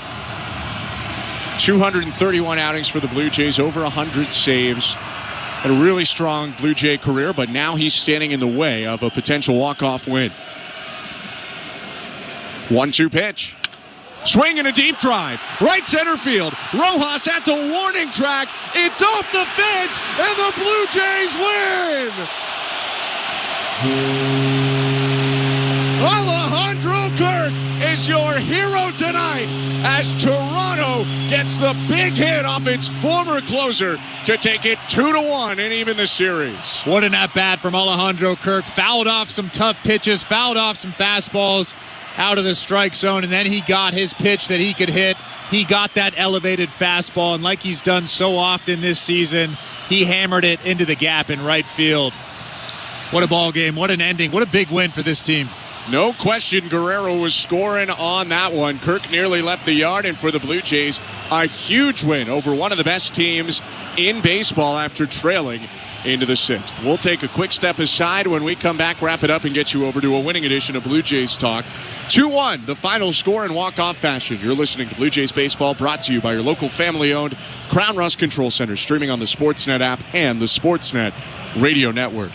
At Crown Rust Control Center, protection runs deep because every Crown Rust Control Center is owned by a local family who cares beyond business. Your Crown Rust Control Center is 100% committed to their product, to you, to their community, which is your community. Protecting you and what matters to you is equally important as protecting your vehicle.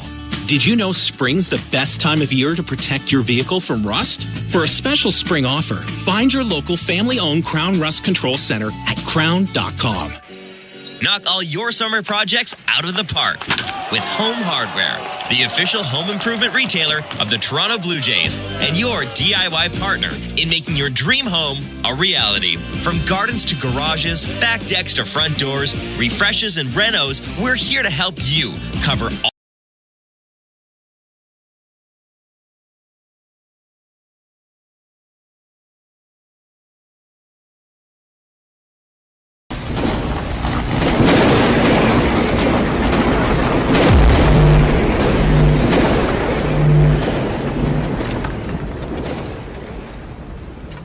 What's up, baseball fans? How we doing tonight? The Blue Jays and the Phillies.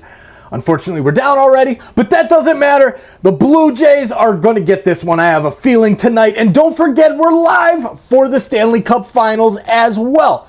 Right now, make sure you head on over to that Stanley Cup Finals Live and hit that like button over there. Oh, wait, and do that here, too. That's not the right thumbnail. That's the thumbnail of the live that got messed up. This is, I tell you, ladies and gentlemen, it's hard being TSI Mike. But you know what? We'll get this thing figured out here eventually, right? One of these days we'll get it set up.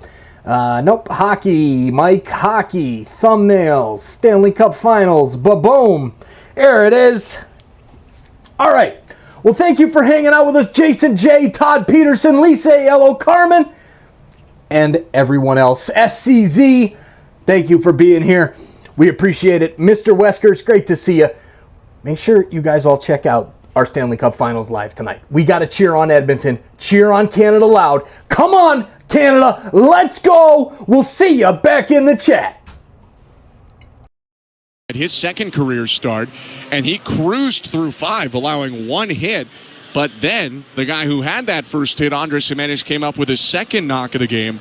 Bo Bichette hit a triple in the 6th to tie it, but that still doesn't spoil the day for Abel overall. He went 5 1/3, 3 hits, 1 run, no walks, and 2 strikeouts.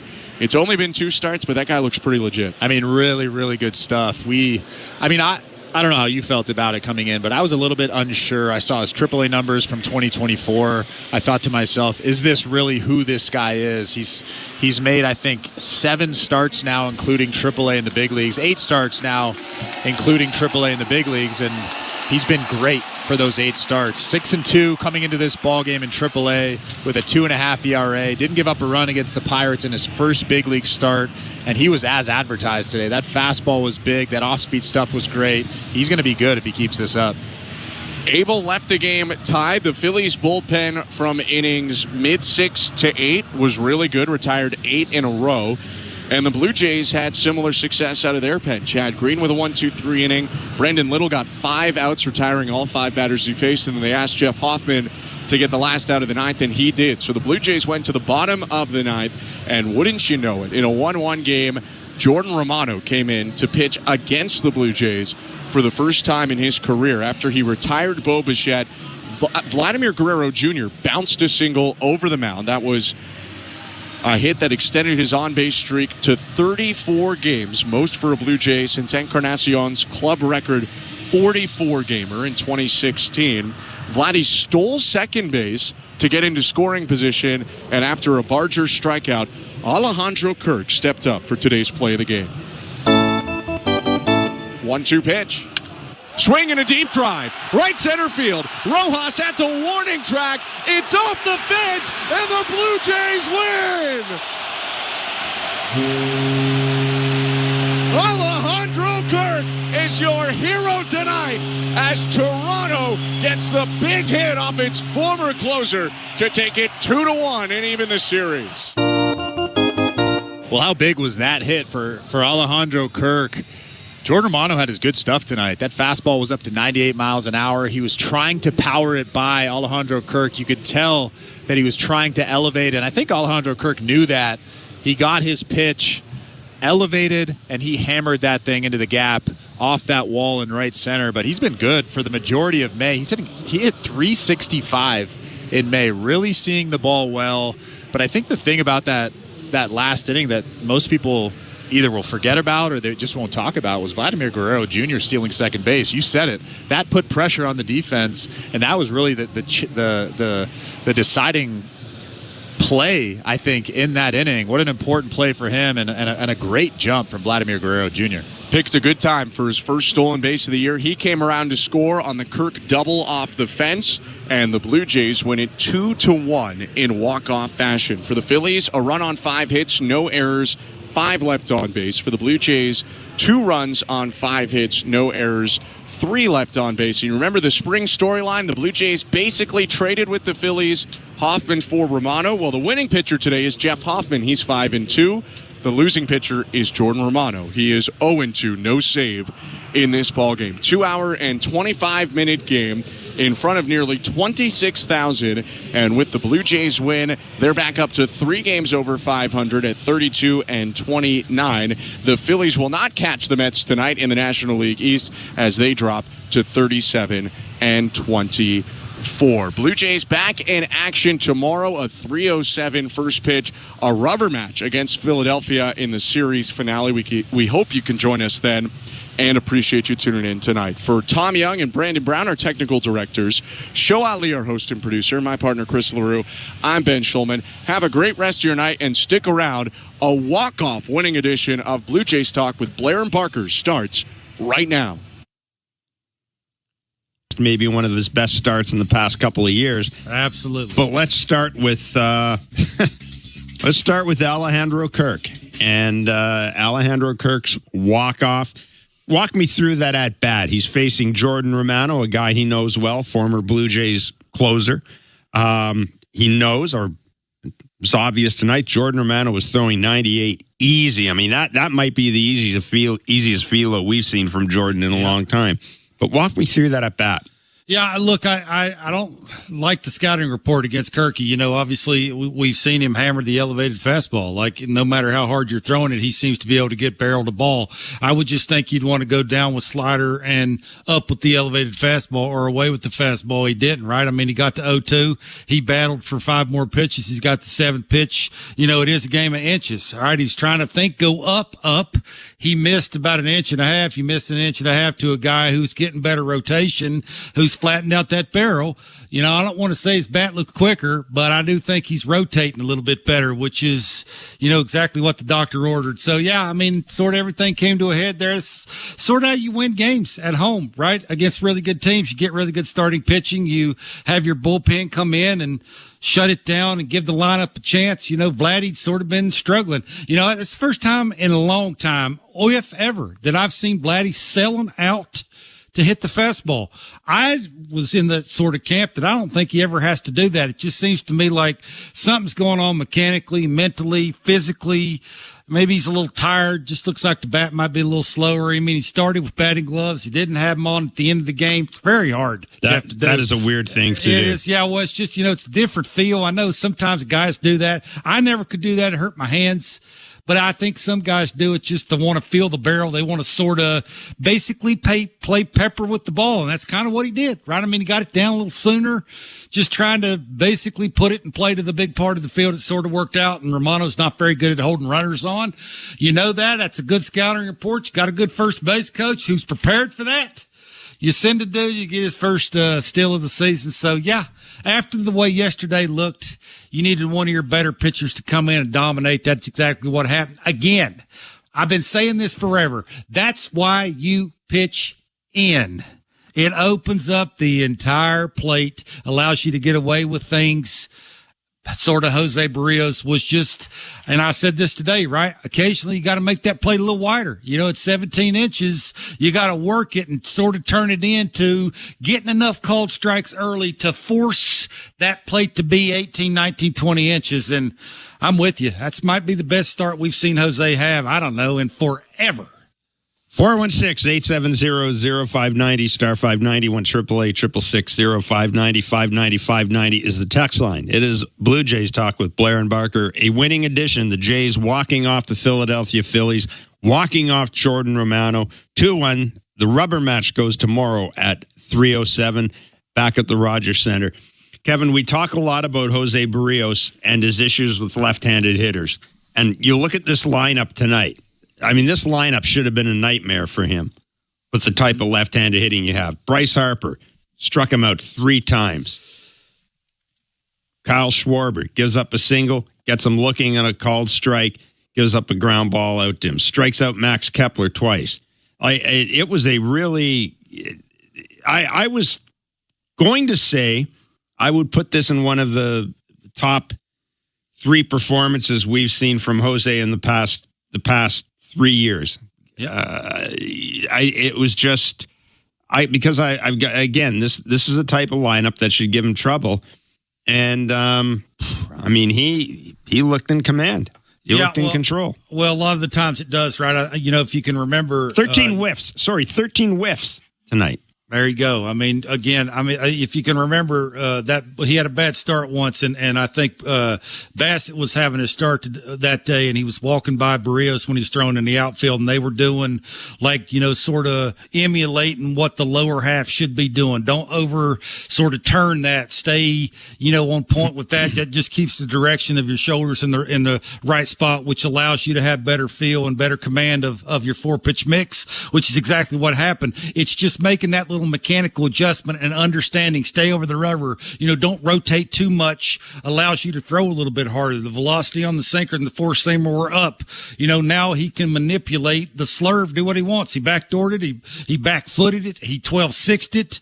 It was tougher take. I mean, it was tunneling longer because he was throwing it harder. The change, he threw that a little bit more too. He added that to the mix. It was harder. It was longer tunneling. It was unpredictable. He doubled up on it a couple of times. That 5th inning against Stott, 3-2. He threw it a couple of times, right? That tells you he has confidence in the location. Him and Kirky were on point when it's just, okay, I'm pushing the button. I'm setting up. Let's do it. Like, if you're going to miss, make sure you're missing where I want you to miss. I mean, it's just sort of a collection of, when you have the good tempo, you're in attack mode. You establish in against Stott. First pitch was that sinker down and in. That just sort of set the tone. You can see Stott wasn't prepared for it. No. Like, they like the ball out over the plate. They're trying to bridge people. They want to get their arms extended. When you start establishing in there, it just sort of opens up everything else. So, yeah, it's just a collection of a bunch of everything. It's another quality start from him. He's a good pitcher. Is he a great pitcher? Probably not, but man alive, when he's doing these kind of things and can go sort of all over the edges of the strike zone, I just don't know how you game plan against him when you stand on the on-deck circle. You probably don't. Yeah, it just turns into one of these days. It was the Bo Bichette triple that tied the game up, but without that, without Berrios doing what he did in the 5th inning with the bases loaded, the Jays are really behind the 8 ball. That at-bat with Stott was huge. Trey Turner comes up and lines out, but the at-bat with Stott, because we were talking a little bit off air on Blair and Barker today about Bryson Stott, and as that inning was developing and Marsh draws the walk, I really zeroed in on Stott, because he's a type of hitter that is quite capable of just getting that 2-run single, and the way this team has been hitting this year, if that inning gets away from Jose Berrios, they're in a world of trouble. Well, absolutely. They ever had, the Blue Jays, we all know, has a little bit of trouble slugging against velocity, right? You throw upwards in that mid-90s, it's going to be tough for them to get the head out. The extension, the timing, just hurting certain pitches in certain windows, it seems to be hard for them. And, that was one of those innings. It's even the Turner at bat, after he got the Stott out, sort of went with the slurve. You threw a bad one. You self-correct. You do it in a hurry. The slurve's an important pitch against those righties. You self-correct. You throw a bad one. Next one, you throw a good one. And then that sort of sets up the sinker in. And then you get a little lazy pop out. It's called pitching, right? I mean, this is, again, we've heard Caleb say this. You've been hearing me say this for a month, right? This is why nobody that really can hit likes the ball in. Your swing almost has to be perfect all the time just to be able to square those kind of pitches up and catch them out front the way you want to always catch them out front, the damage you're trying to do against that pitch. So if you can locate in there, you can set it up the way he was doing it today. You can have that 4-pitch mix. You can do it with some tempo. You got a little, he's got a little vinegar in him out there. Like he was flipping the ball in the air, basically saying, get your butt in the box. I'm going to whip you today. I mean, after the way yesterday looked, this is sort of what you needed, right? I mean, we went from not believing to now all of a sudden having no idea if the Jays are any good or not. It's like, make up your mind. Yeah, well, I mean, they are what they are. They're 3 games over 500, yeah. and that's, we've talked about this series against Philadelphia, arguably the best team, and I think, record aside, They could certainly win the World Series this year. Top 3 or 4, absolutely. Top 3 or 4. And then you got Minnesota coming up. And if the Jays can, knock on wood, it's going to be a tough order tomorrow because Jesus Luzardo's been really good. But if they can win a series against the Phillies, not because we talked about the record against teams that are 500. If you can win a series against the Phillies, I mean, that is a bit of a measuring stick. It's a whole hell of a lot more of a measuring stick, frankly, than the Oakland Athletics. 416-870-0590, star 590, 1-888-666-0590. 590 is the text line. A winning edition of Blue Jays Talk right here on the Sportsnet Radio Network. This from SN Stats, Kevin. Blue Jays' Alejandro Kirk collected his 3rd career walk-off hit. It's his 2nd this season. He's batting .370 with 2 strikes and 2 outs in 2025. That's 3rd in MLB. Yeah, I mean, I think we call that clutch. We used to call that clutch. Oh, yeah, maybe. I mean, what do you sort of like to throw in 2025 with 2 strikes? The elevated heater. I mean, he seemed to, be able to set the plane, get the foot down a little center. I know he's widened out a little bit. Looks like he's sort of in his legs a little bit more, which just allows him to have a stronger base, which allows him to be balanced a little bit more. If you can remember last year, right, he'd take those hacks, he'd be falling all over the plate. It's rare. I mean, he'll occasionally do that when he's trying to have a little party out front, but most of the time it's under control. It's balanced. You can get the barrel in the zone. It's just, it's flat. It's a little bit quicker. He has a little bit better finish. He's not trying to overdo it. He's trying to hit it where it's pitched, and give the dude credit. I mean, when they're, they can throw it like a Ferrari. He can turn it around. I mean, that's kind of nice. That's why he's hitting 4th or 5th in the lineup. Give John credit. Give the Blue Jays credit. Give Kirky credit for making some adjustment. I mean, Kirky's playing basically every day, doing the things he's doing offensively. Got to give him his kudos. Yeah, a good start. And it's interesting because the All-Star voting started today, and I think Alejandro Kirk's going to get a fair number of votes from people. It's a tough position, mind you, in the American League, but I think he's I think he's going to get a fair number of votes, and frankly, I think, I'm not certain he'd be voted in, but I think that there's a chance that when the players and the managers and coaches get together to pick the reserves, I think there's a chance he goes. Now we got a ways to go here before the All-Star game is played, but he has emerged as along with Bo, I would suggest, as their 2 most consistent hitters right now. Yeah, I mean that's fair. I mean, again, the selling out thing with Vladdy, that's a little confusing. Again, that's the first time I've actually seen him do it. I mean, even I think Dan said that on telecast, right? It just looks to me like, he's getting the first pitch hitter. It looked to me like he's selling out. Most really good, borderline great hitters rarely sell out. I mean, that just tells you, I think, a little bit where he thinks his timing's at. I mean, again, the batting glove thing, maybe not read too much into that, but it is a feel game.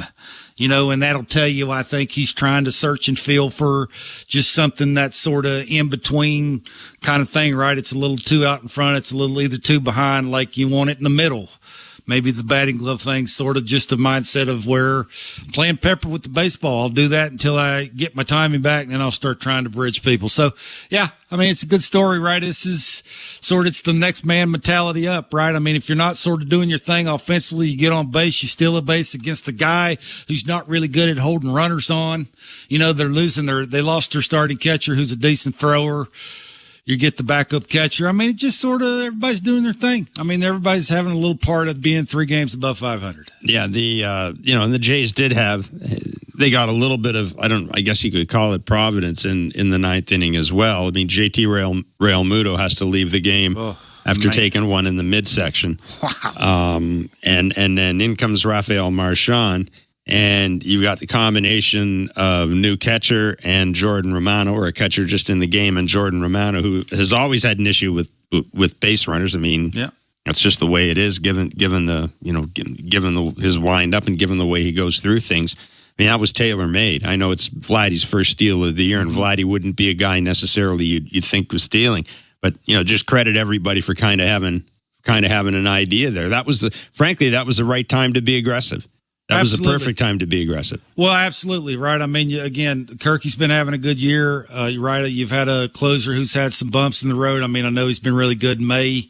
He's sort of turned the calendar over to June, right? You're sort of, that heart rate's went up. We all know where Jordan pitched last year, what he's trying to do to the top of the order, not paying any attention to do to first. Yeah, I mean, I think this is sort of what the Jays have to do offensively against some good pitching. It's probably not going to be scoring a ton of runs, right? It's just that heater, for whatever reason, whether they can't, whether it's just, what they're looking for in certain counts, whether it's, just the lefties that are running up there is sort of just not getting it done in those kind of situations. Whatever the reason is, when you got an opportunity, you take advantage of it. And yeah, I mean, again, is it miracle that they're 3 games above 500, or do they have them right where they want them? I don't know, Jeff. I mean, I think they are what they are, and I think 3 games above 500 is a pretty accurate reflection of that. You knew it was always going to come down at some point to Hoffman against Romano. Essentially, Jordan Romano let go by the Blue Jays, and the Philadelphia Phillies signed him to not necessarily replace Jeff Hoffman, who signed with the Blue Jays, but to certainly give them a little bit of depth at the back end of their bullpen. Yeah. And, of course, they lose Jose Alvarado with PED suspension. So all of a sudden now Jordan Romano's got to adapt a bigger role. Well, you got to ask yourself, if you're a Phillies fan, do you think you can win a World Series with Jordan pitching the 9th inning? You don't think so? That's quick. No. I mean, we've always talked about this. Jordan Romano can pitch high leverage in the back of the bullpen for just about any team in baseball. Do I want him closing the World Series? Not a chance in hell. Could he be in a team going to the World Series? Do I mind him pitching in the 7th or 8th inning? Nope. But I do not want him on the mound in the 9th inning. That's fair. Of a playoff game. And that's fine. You can still make good money. Absolutely. Not everybody can get out there and close. Yep. In the World Series or in the playoffs. But yeah, knowing David Dombrowski